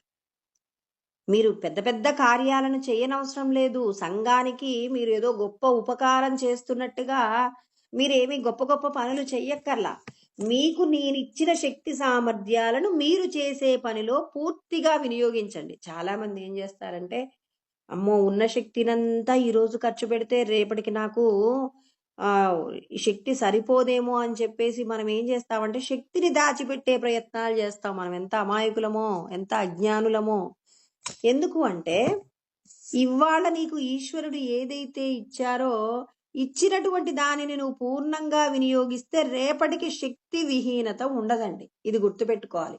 నువ్వు ఒక పని చేసినప్పుడు ఆ పనిని నువ్వు ఎంతైతే చెయ్యగలవో అంత సమర్థతతో నువ్వు చేసినప్పుడు రేపు ఇంతకంటే గొప్పగా నువ్వు ఆ పనిని చెయ్యడానికి కావలసిన సమర్థతను లోపట ఉన్న ఈశ్వరుడు ఇస్తారు. ఈ సత్యం మర్చిపోయి చాలా మంది ఏం చేస్తారు, ఆ రోజు చేసేటటువంటి పనే కదా, ఏంటి ఇవాళ గొప్పగా చెయ్యాలా అంటాం. కానీ అప్పుడప్పుడు చేస్తామండి. ఎప్పుడు చేస్తామంటే, ఇప్పుడు మనం చేసేటటువంటి పనికి సంబంధించిన ఓనర్ గారు వచ్చేసి నాకు కొంచెం అర్జెంటుగా రేపటి పని కూడా ఈ రోజే పూర్తి చేస్తే మాత్రం మీకు నేను అదనపుగా జీతం ఇస్తాను అన్నప్పుడు మనం ఏం చేస్తామంటే మనకున్నటువంటి అదనపు ఆ శక్తినంతా వినియోగించి ఆ రోజు పనిచేసి అధికంగా జీతం తీసుకుంటాం. ఈశ్వరుడు ఏం చేస్తాడు? పొద్దున్నే నీకు నీరసం కూడా కలిగేలాగా చేస్తాడు. ఎందుకు చేశాడు? స్వార్థంతో నువ్వు ప్రవర్తిస్తూ నీ శక్తి సామర్థ్యాలు వినియోగించనప్పుడు భగవంతుడు ఏం చేస్తాడు అంటే, మరి అధిక శక్తిని వినియోగించినందుకు అంటే నిన్న నేను 2 రోజులకు చేయాల్సిన పని చేశాను కదా, అందుకే ఈ రోజు నీరసంగా ఉంది, అందుకే పడుకున్నాను అంటాం. భగవంతుడు అంటారు, స్వార్థంతో చేసిన పనికి శక్తి ఇవ్వను. మనం దీన్నే గుర్తుపెట్టుకుంటామండి. అవును మొన్న డబల్ జీతం ఇస్తానని చెప్పాడని చెప్పేసి నేను కొంచెం ఎక్స్ట్రా ఒక 4 గంటలు ఎక్స్ట్రా పని చేశాను, తెల్లారి మొత్తం నేను ఏ పని చేయలేకపోయాను అని రోజువారీ చేసే పనులలో కూడా కొద్దిగా శక్తిని మిగిలించుకునే ప్రయత్నం చేస్తారు. కానీ సత్యం భగవంతుడి జ్ఞానం తెలుసుకున్న వాళ్ళకు అర్థమయ్యేది ఏంటంటే, మనము స్వార్థంతో కుటుంబం యొక్క క్షేమం అనేటటువంటి దానికోసమని స్వార్థంతో నువ్వు ఒక పని చేసేటప్పుడు ఏం చేశావు? అదనపు శక్తి సామర్థ్యాలు వాడినప్పుడు భగవంతుడు నీకు అధిక శక్తిని ఇవ్వడు. కానీ నువ్వు ఎంతైతే చెయ్యగలవో చెయ్యగలిగిన దానిలో తెలివితేటలను ఉపయోగించి మరి నీవు అందరితో పాటు సమానమైన వేతనాన్ని తీసుకుంటున్నప్పటికీ కూడా అధికమైనటువంటి నైపుణ్యాన్ని నువ్వు ప్రదర్శించి అవతలి వారి యొక్క క్షేమం కోసం నువ్వు గనక పని చేస్తే ఈశ్వరుడు యజమాని జీతం ఇవ్వకపోవచ్చేమో నీకు అధికంగా, నువ్వు బాగా పని చేశావని నీకు ఒక 100 రూపాయలు ఎక్స్ట్రా ఇవ్వకపోవచ్చేమో, కానీ భగవంతుడు నీకిచ్చేటటువంటి శక్తి సామర్థ్యాలు నీ కుటుంబం యొక్క నిర్వహణ మాత్రం చాలా గొప్పగా ఉండేలాగా భగవంతుడి యొక్క ఆశీర్వాదం ఉంటుంది. అంటే ప్రతి పని యందు భగవంతుడి ఆశీర్వాదం కోసమే మనం పని చేశామనుకోండి, అప్పుడు మన లోపల స్వార్థం పోతుంది. మనం చుట్టూ ఉన్న వాళ్ళని పోల్చుకుంటూ మనకున్న తెలివితేటలను కూడా మనం ఏం చేస్తామంటే కొద్ది రోజులకు పోగొట్టుకుంటామండి. అలా కాకుండా ఈశ్వరుడు నీకు ఏదైతే ఇచ్చారో ఇచ్చిన దానిని అధికంగా వినియోగించే ప్రయత్నము, దాని యందు ఫలితం కోరుకోకుండా చేసినప్పుడు ఈశ్వరుడు ఇచ్చేది ఎంత ఉంటుంది అంటే, అది ఎంత అంటే ఇంత ఉంటుంది అని నిర్ణయించలేరండి. అది వారి వారి యొక్క నిస్వార్థతతో కూడినటువంటి పని. మీరు ఎలా చేశారు అనే దాని గురించి భగవంతుడు ఏం చేస్తాడు? స్వయంగా దగ్గరుండి చూస్తాడండి. సాక్షిగా ఉండి మన పనులలో ఉన్న దోషాలన్నింటినీ గమనిస్తుంటాడు. మనం చేసే పనులలో ఉన్నటువంటి సమర్థతను చూసి ఒక రోజున నీకు అందరికంటే గొప్పదైన స్థానం ఇస్తారు. అలాంటి వాళ్ళని మనం లోకంలో చూస్తూనే ఉంటాం.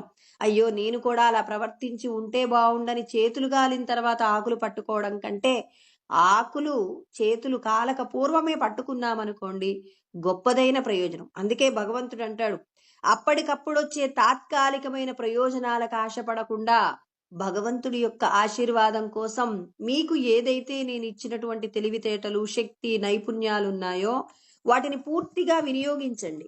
ఎవరైతే వినియోగిస్తుంటారో వినియోగించిన వారికి కలిగేటటువంటి క్షేమము అధికంగా ఉంటుందని పరమాత్మ చెప్తున్నారు. అందుకే ఈ శ్లోకం ముందుగా చెప్పారు, అందరికీ చెప్పారు.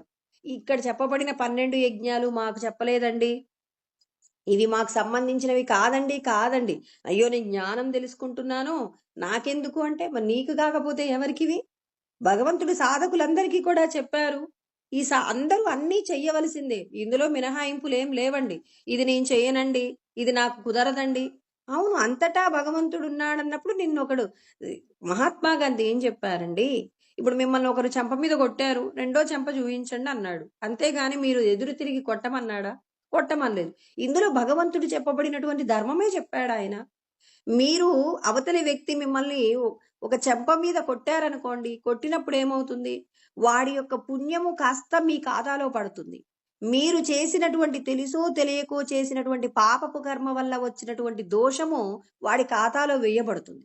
ఇప్పుడు మీరు ఓర్చుకున్నందుకు భగవంతుడు మీకేసిన పుణ్యానికి మళ్ళీ మీరు పుణ్యం పోగొట్టుకోకుండా రెండవ చెంప చూయించండి అనటంలో మహాత్మా గాంధీ కృష్ణ పరమాత్మ చెప్పబడినటువంటి సందేశాన్నే ఆచరింప చేశాడు. కాబట్టి మరి లోకంలో ఎంతో మంది స్వాతంత్రం కోసం ప్రయత్నం చేసినప్పటికీ భగవంతుడు చెప్పిన ధర్మ మార్గంలో ఆయన స్వాతంత్రాన్ని సంపాదించి పెట్టి ప్రజలందరికీ కూడా శాంతి, అహింస అనేటటువంటి సిద్ధాంతాలను నేర్పించారు. కాబట్టే ఆయన్ని మహాత్మా అన్నారు. ఆచరించి ఆచరింప చేశారు కాబట్టే మహాత్ముడయ్యాడనమాట. అందుకే ఇక్కడ కృష్ణ పరమాత్మ ఏమంటున్నారు, అంతటా భగవంతుడు ఉన్నారు అన్నప్పుడు మీరు ఏ పని చేస్తున్నా, తీసుకునే ఆహారమే కాదు, ప్రతిదీ కూడా ధర్మంతో కూడినటువంటి కార్యాచరణ, స్వార్థము లేకుండా, ఫలితాన్ని కోరకుండా, ఎప్పుడు 10 మంది యొక్క క్షేమమే కోరుకుంటూ ఎవరైతే కర్మ చేస్తారో అలా చేయబడినటువంటి కర్మ బ్రహ్మమే అవుతుంది. మనం పొందే ఫలితం కూడా బ్రహ్మమే అవుతుంది. తాత్కాలికమైన ప్రయోజనాలు అంటే అప్పటికప్పుడు కలిగే ప్రయోజనాల కోసం ఆశపడి మనం ఏం చేస్తాం? స్వార్థంతో కూడిన విధంగా జీవిస్తాం. స్వార్థం విడిచిపెట్టండి, నిస్వార్థంగా జీవించండి, ఈ సృష్టి అంతా నీకంటే వేరు కాదు అని చెప్పేసి భగవంతుడు జ్ఞానబోధ చేస్తున్నారు. ఇక తర్వాత యజ్ఞం గురించి చెప్తున్నారు. దైవమే వాపరే యజ్ఞం యోగినః పర్యుపాసతే బ్రహ్మాజ్ఞా వపరే యజ్ఞం యజ్ఞే నైవోపజుహ్వతే అని ఇక్కడ 2 రకాల యజ్ఞాల గురించి మాట్లాడారు. ఎవరి గురించి? కర్మయోగులు, భక్తి యోగుల గురించి మాట్లాడారు. యోగము అనే పదం వాడుతున్నానండి, సాధారణమైన పదం వాడటం లేదు. అందరూ దేనిని పొందడం కోసం ప్రయత్నం చేస్తున్నారు? దేహబంధనంలో నుంచి విడిపడడానికే కర్మ మనం చేసేదంతా కూడా. సాధకులు ఇక్కడ మనకి 6వ అధ్యాయంలో కూడా చెప్తారనమాట. 6 వృక్షోర్ మునేర్యోగం కర్మ కారణముచ్యతే యోగారూఢస్య తస్యైవ శమకారణముచ్యతే అని 2 విషయాలు చెప్తారండి. అంటే చాలా మంది అంటారు, ఓ కర్మయోగులా? మేం కర్మయోగులం కాదండి, మేము జ్ఞానయోగులం అండి అంటారు. మరి జ్ఞానముతో కూడిన కర్మ చేసినప్పుడు కర్మయోగులే కదండి. కర్మ చేయడంలో జ్ఞానం ఉంటుందా లేదా? అవిరోధితయా కర్మ నా విద్యాం వినివర్తయేత్ విద్యాం నిహంత్యేవ తేజస్తిమిర సంగవత్ అంటారు. అంటే ఏంటంటే జ్ఞానం లేకుండా చేసిన కర్మ నిష్ప్రయోజనము, జ్ఞానంతో కూడిన కర్మ మాత్రమే గొప్ప ఫలితం ఇస్తుందని శంకరాచార్యుల వారు చెప్పారు. అంటే ఈ దేహమే నేను అనుకుంటూ కర్మ చేశాను అనుకోండి, స్వార్థం ఉంటుంది.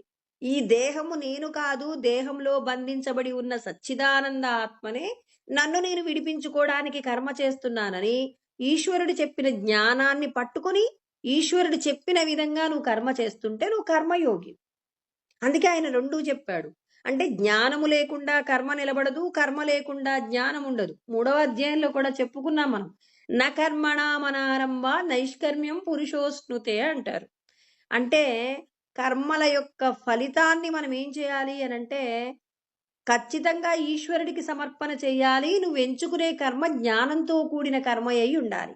కర్మ చెయ్యకుండా ఉంటే నీకు నిష్క్రియాత్మకమైన స్థితి. అంటే నేను జ్ఞానం తెలుసుకుంటానండి. నేను ఎలా బతికినా పర్వాలేదు. అంటే ఎలా అంటే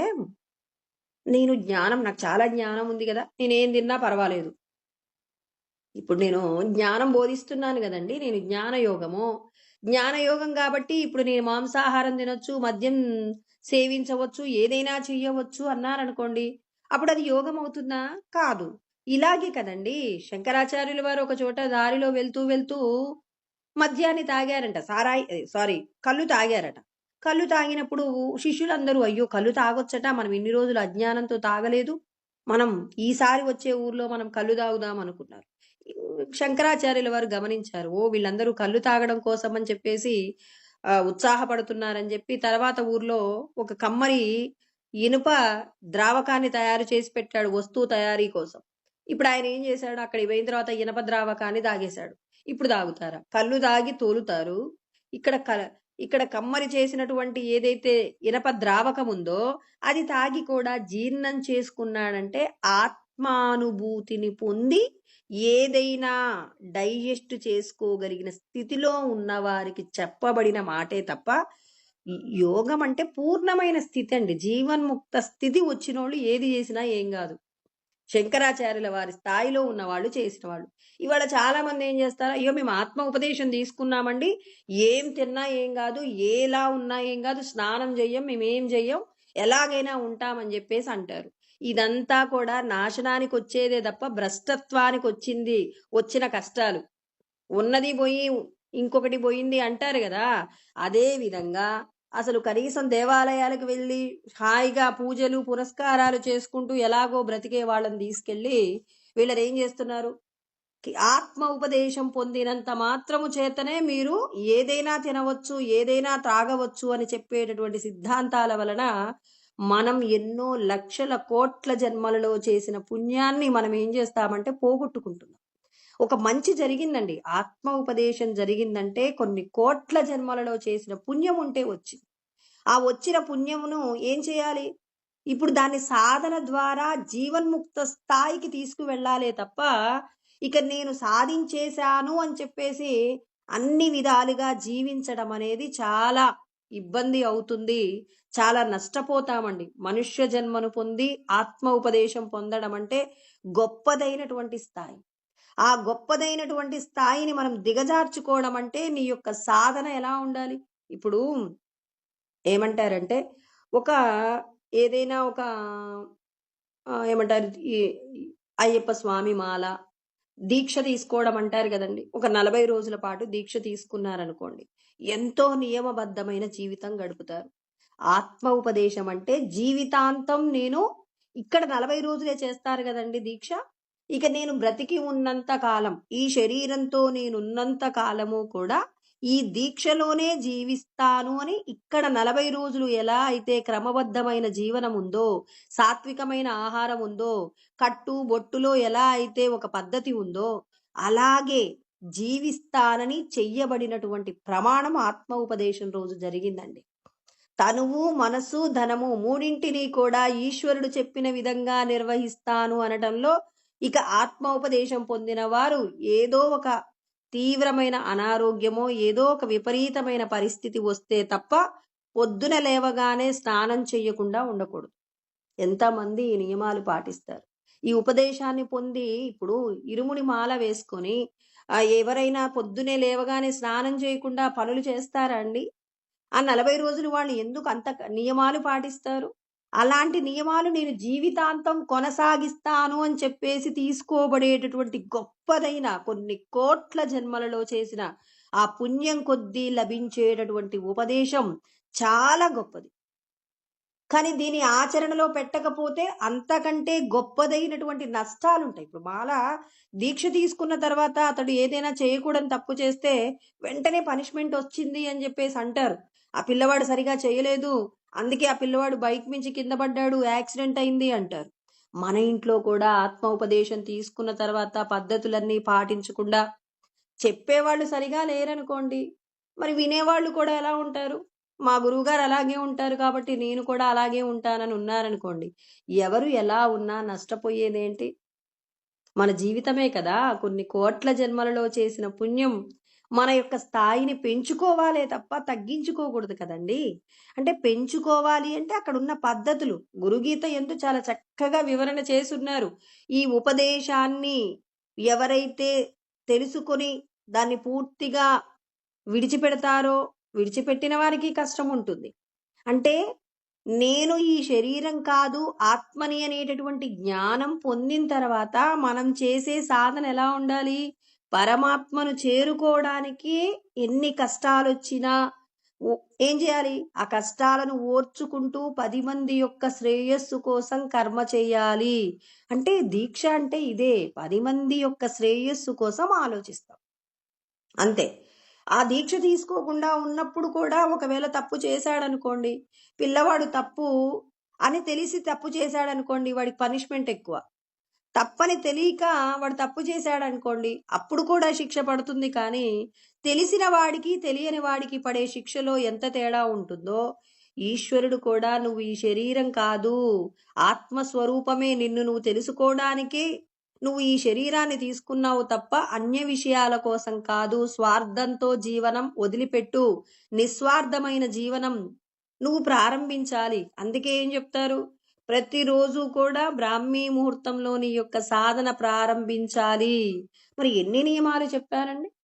మరి ఈ నియమాలన్నీ పాటించకుండానే నేను బ్రహ్మం అయిపోతాను అంటే మనమది దీనమైనటువంటి స్థితికి జారిపోయేదే తప్ప గొప్పదైనటువంటి స్థితికి వెళ్ళదండి. శౌచానికి కృష్ణ పరమాత్మ ఎంత ప్రాధాన్యత ఇచ్చారంటే, ఈ శరీరం ఎప్పుడూ కూడా శుభ్రంగా ఉండాలి అంటే మన శరీరం ఎప్పుడూ కూడా ఎలా ఉండాలి? దుర్గంధము లేకుండా ఎప్పుడూ ఈ శరీరానికి ఏం చేయాలి? మరి శౌచాన్ని ప్రసాదించాలి. మనసులో వేరొకరి గురించినటువంటి ఏమంటారు? చెడు ఆలోచనలు, అవతలి వారి యొక్క నష్టం మన మనసులో కూడా ఆలోచన చెయ్యకుండా 10 మందికి ఉపకారం జరిగేలాగా మన పనులు ఉండాలి. అందుకే సాధనలు చేస్తూ చేయించినప్పుడు మనం ఏం చేస్తామంటే భగవంతుడికి దగ్గరవుతామన్నమాట. అందుకే కృష్ణ పరమాత్మ మనకి ఇక్కడ చెప్తున్నారు. ఏంటి? యోగులు, జ్ఞాన యోగులు, తర్వాత కర్మయోగులు, భక్తి యోగులు అన్నారు. ఇక్కడ చెప్పాడు, విడదీశారు చూడండి. దైవమే వాపరే యజ్ఞం యోగినః పర్యుపాసతే. అంటే జ్ఞానం తెలుసుకొని దేవతలను పూజిస్తారు. చూడండి, దేవతల పూజలో చిన్న మార్పు ఉంటుంది. ఇప్పుడు జ్ఞానం లేకుండా మనం పూజ చేశామనుకోండి, ఏమవుతుంది అనంటే, నా కుటుంబం కోసం అని చెప్పేసి నేను భగవంతుడిని వేడుకుంటానన్నమాట. ఏమని వేడుకుంటాను? భగవంతుడా, మా అబ్బాయికి బాగా చదువు రావాలి అని చెప్పేసి నేను ఒక పూజ చేశాను. ఇప్పుడు నా కుటుంబంలో ఉన్న సమస్యలను తీర్చమని అడుగుతున్నాను. ఇది యోగం కాదండి. ఇక్కడ దైవమే వాపరే యజ్ఞం యోగినః పర్యుపాసతే అన్నారు. అంటే యోగము, నీకు యోగం ఎలా వస్తుంది? ఇప్పుడు నువ్వు ఒక దేవతకు పూజ చేసావు. ఇప్పుడు నువ్వు అక్కడ దేవతకు పూజ చేసి ఏం అడుగుతున్నావు? అక్కడ అమ్మా, నేను మీకు పూజ చేశాను, ఈ లోకంలో అంటే ఈ ఊర్లో ఉన్న వారికి వర్షాలు రావట్లేదట, నేను పూజ చేస్తున్నాను, మీరు వర్షం ఇవ్వండి అని చెప్పి మీరు చాలా కఠినమైనటువంటి దీక్ష తీసుకొని 40 రోజుల పాటు ఒక్క పూట భోజనాన్ని చేస్తూ చాలా మరి భగవన్నామ స్మరణ చేస్తూ నిరంతరం భగవంతుని యొక్క ఆలోచనలతో మీరు ఒక 40 రోజుల పాటు ఆ దేవతకు మీరు పూజ చేశారు. ఆ దేవతకు సంబంధించిన నియమాలు పాటించి ఆ పూజలో మీరు ఏ మాత్రము నా కుటుంబం అనే ఆలోచన లేకుండా ఆ ఊరి కోసం మీరు ప్రయత్నం చేశారు. ఇది ఏమవుతుంది అంటే ఇదండి యోగము. అంటే దేవతలను పూజించి లోకోపకార నిమిత్తంగా కర్మలు చేయడం జ్ఞానయోగము. కర్మయోగము, భక్తి యోగం. ఇక్కడ జ్ఞానం ఉందా లేదా? పరుల యొక్క శ్రేయస్సు కోరుతున్నామంటే అది జ్ఞానంతో కూడినటువంటి కర్మే కదండి.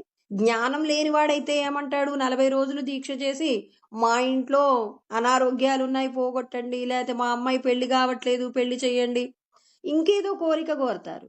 కానీ లోకక్షేమాన్ని, ఊరి క్షేమాన్ని, దేశక్షేమాన్ని కోరుకుంటూ దేవతలకు జరిగే పూజ. అందుకే ఇది యోగమైంది. ఇక్కడ ఏదైనా భగవంతుడు మరి మనందరికీ ఇది చేయమంటున్నాడా లేదా? చేయమంటున్నారు కదా. ఇంకొకటి గురించి చెప్పారు. ఏమంటున్నారు? బ్రహ్మాజ్ఞావపరే యజ్ఞం యజ్ఞే నైవోపజుహ్వతి. అంటే ఇక్కడ జీవుడు బ్రహ్మమునందు ఐక్యం కావడం కోసం అని చెప్పి జీవ బ్రహ్మ ఐక్యం కోసం చేస్తున్న సకల కర్మలన్నింటినీ కూడా బ్రహ్మం అనే అగ్నిలో కాలుస్తూ ఉన్నాడు. చూడండి, ఇక్కడ చెప్పబడినటువంటి 2 యజ్ఞాల గురించి మాట్లాడారు.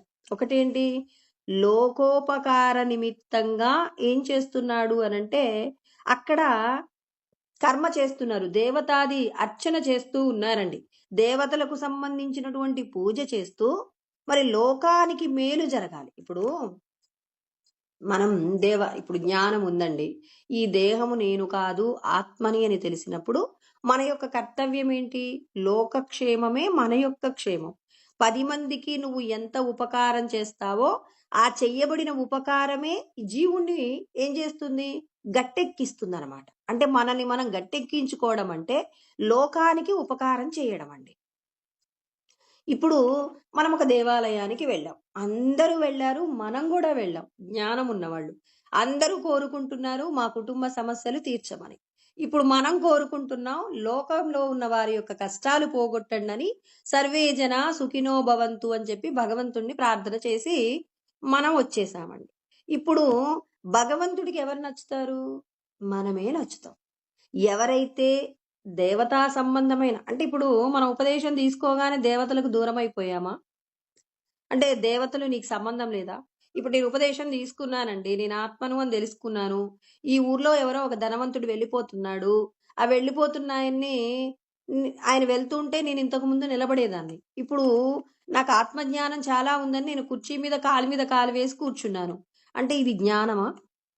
నేను ఇప్పుడు ఆత్మనండి, మీరందరూ కూడా దేహం అనుకుంటున్నారు, నేను ఆత్మస్వరూపం అని చెప్పేసి అనుకుంటామా? ఖచ్చితంగా నిలబడి వాళ్ళకి నమస్కారం చేస్తాం.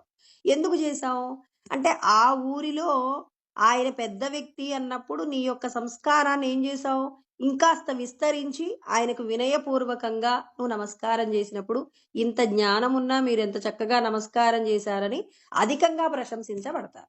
అదే విధంగా మీరు పక్కనే ఉన్న దేవాలయంలోకి వెళ్ళి మీరు నమస్కారం చేసి అమ్మా మీరు ఈ లోకాన్ని కాపాడండి అని చెప్పి మీరేం చేస్తున్నారు, భగవంతుణ్ణి మీరు అక్కడ నిస్వార్థంతో ప్రదక్షిణ చేసి మీరు అక్కడికి వెళ్ళి ఆ దేవతకు మీరు నమస్కారం చేసి మీకు వచ్చినటువంటి ఏ భక్తి కీర్తనో లేకపోతే ఒక మంత్రమో ఏదో ఒక శ్లోకమో అక్కడికి వెళ్ళి స్మరణ చేసి అందరూ బాగుండాలని నమస్కారం చేస్తే ఇప్పుడు ఆ దేవత యొక్క ఆశీర్వాదం నీకుంటుందా ఉండదా? ఖచ్చితంగా ఉంటుంది.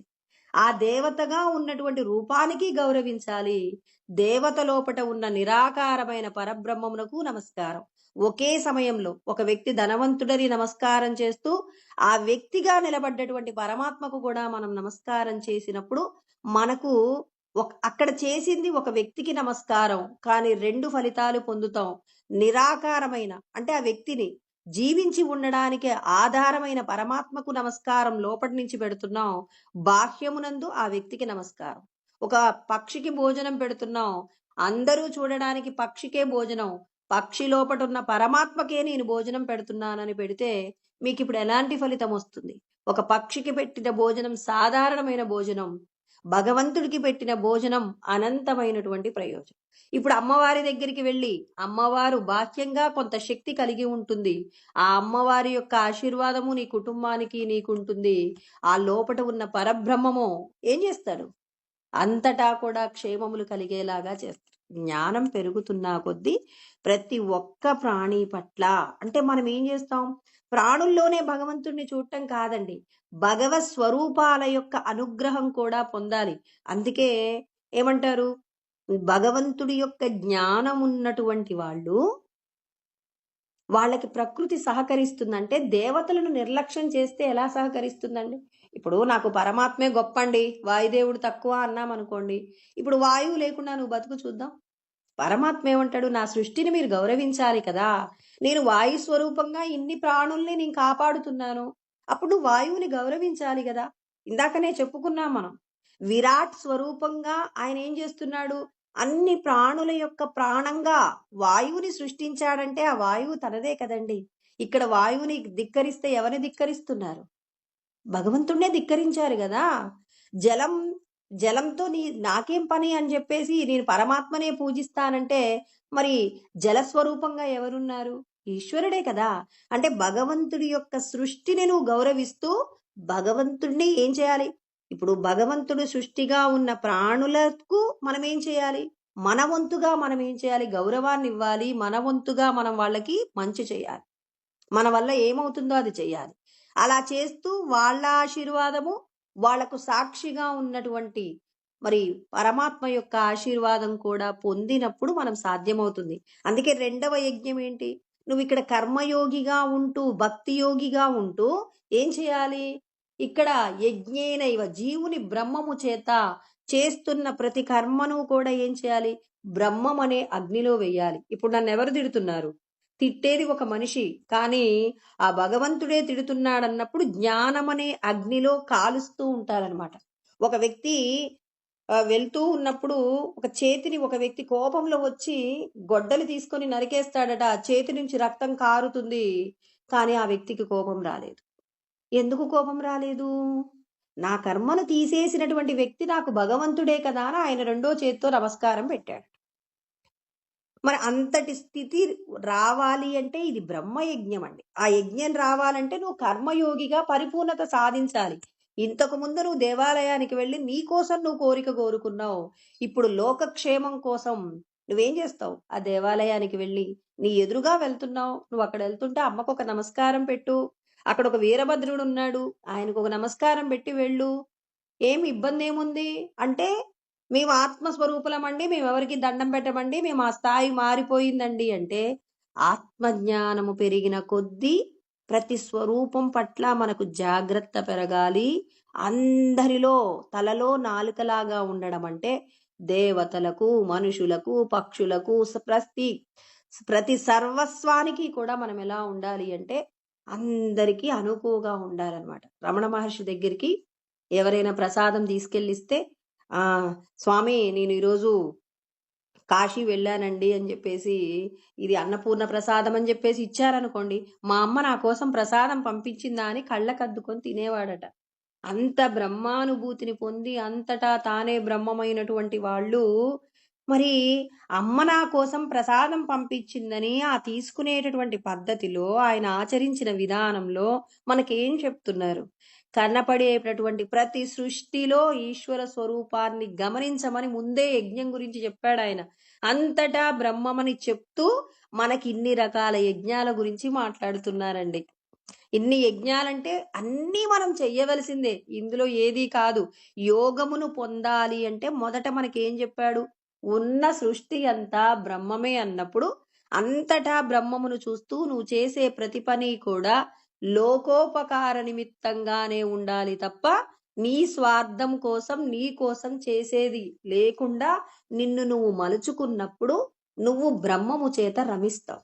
ఆ స్థాయి రావాలి అంటే సృష్టిలో ఉన్న ప్రతి అణువు ప్రతి చీమ దగ్గర నుంచి ఎంతటి గౌరవాన్ని ఇవ్వాలో మనం ఆ రమణ మహర్షి, రామకృష్ణ పరమహంస మరి వీళ్ళు పాటించినటువంటి పద్ధతులు మనం తెలుసుకుంటూ ఉండాలి. అందుకే పెద్దల యొక్క సద్గ్రంథాలన్నీ అధ్యయనం చేస్తున్నప్పుడు వాళ్ళు ఒక చోట రమణ మహర్షి ఒక తేనె తెట్టి మీద ఏదో అక్కడ ఆయన ప్రతిరోజు కూడా భగవాన్ రమణులు గిరి ప్రదక్షిణ చేసేటప్పుడు కొండల మీద వెళ్ళేవాళ్ళట. ఇప్పుడంటే రోడ్డు ఉంది, అదంతా కూడా కొండల్లో వెళ్తుంటే ఒక చెట్టు పక్కనే ఉన్నటువంటి ఆ తేనెటీగల యొక్క ఆ తెట్టెను చూసుకోకుండా కాలు తగిలితే ఈ కాలుకు పనిష్మెంట్ ఉండాలి అని చెప్పేసి ఆ తేనెటీగల మధ్యలో కాలు పెట్టాడట. చనిపోయేంత వరకు ఆ కాలు కొంచెం తేడాగా ఉండేదటండి. ఆ పురుగులన్నీ కూడా కాలుని కుట్టేస్తే తర్వాత శిష్యులు ఒక్కొక్క ముళ్ళు తీసేశారు. ఎందుకు స్వామి మీరెందుకు అలా చేశారంటే, ఈ కాలు వెళ్ళి తేనెటీగల యొక్క తెట్టెను తగిలింది, తప్పు జరిగింది కదా అంటే ఆ తేనెటీగలకు ఇబ్బంది జరిగింది, మళ్ళీ తేనె తెట్టు ఏర్పాటు చేసుకోవాలంటే ఎంత కష్టపడాలి, దానికి ఇది పనిష్మెంట్ అనుభవించాలని శిక్ష వేయించినటువంటి గొప్ప వ్యక్తి జీవించినటువంటి దేశంలో బతుకుతున్నాం. బ్రహ్మం అంటే అదండి, అంతటా బ్రహ్మం అంటే అది. అంతేకాని ఆ స్థాయి వచ్చిన వాళ్ళు ఎలా ప్రవర్తిస్తున్నారు, మనం సాధకులుగా ఉన్న వాళ్ళ యొక్క ప్రవర్తనలో ఏదైనా దోషాలుంటే మనం దిద్దుకుంటూ మనల్ని మనం ఏం చేయాలి? భగవంతుడికి చేరువయ్యేలాగా చేసుకోవాలే తప్ప ఎక్కడా అహంకారం ఉండకూడదు. అహంకారం ఉంటే నువ్వు భగవంతుడివి ఎందుకవుతావు? అహంకారం జీరో కావాలి. ఏ ప్రాణిలోనైనా, ఎక్కడైనా ఈశ్వరుడిని దర్శనం చేస్తూ జీవించగలిగిన స్థాయిలోకెళ్తున్నామంటే అంతటా బ్రహ్మమును దర్శించగలిగిన స్థితిలోకి వెళ్ళాలి అని మనకు కృష్ణ పరమాత్మ ఒక్కొక్క పద్ధతి, ఒక్కొక్క విధంగా జాగ్రత్తగా నేర్పిస్తున్నారు. మీరందరూ ముందు భక్తి యోగులుగా, కర్మయోగులుగా ఉండండి. తర్వాత జీవ బ్రహ్మ ఐక్యమునకు మీరు ప్రయత్నం చెయ్యండి. ఏ ప్రయత్నంలో మేమిది మినహాయించామనకండి. ఇదేది నేను భక్తి గురించి చెప్పలేదు. భక్తి యోగము పరమాత్మను పొందడానికి ఒక్కొక్కరు ఒక్కొక్క మెట్టు ఎక్కాల్సిందే. అందరూ అన్నీ చెయ్యవలసిందే. బ్రహ్మమును పొందిన రమణులు ఎలా ప్రవర్తించారో వారి యొక్క జీవన విధానాలను మనం ప్రతి క్షణం ఏం చేయాలి? మరి విచారణ చేస్తూ మన జీవితాన్ని ముందుకు తీసుకెళ్తూ ఉండాలి. ఎప్పటి వరకు ఈ ప్రయాణం? జీవుడు బ్రహ్మము చేత ఐక్యమయ్యి ఇక నాకు ఈ లోకంలో ఏ విషయం కూడా అవసరం లేదు అని చెప్పేసి పూర్ణమైనటువంటి స్థితిలోకి నిలబడగలిగిన విధంగా మనం మారినప్పుడు మనం ఇక ఏ సాధన కూడా చేయవలసిన అవసరం లేదు అని చెప్పేసి కృష్ణ పరమాత్మ చెప్తున్నారు. ఇంకా ఆయన మనకి 12 యజ్ఞాలు కదండి, 3 అయిపోయాయి. 9 యజ్ఞాల గురించి చెప్తారు. వాటిని మళ్ళీ రేపు తెలుసుకుందాం.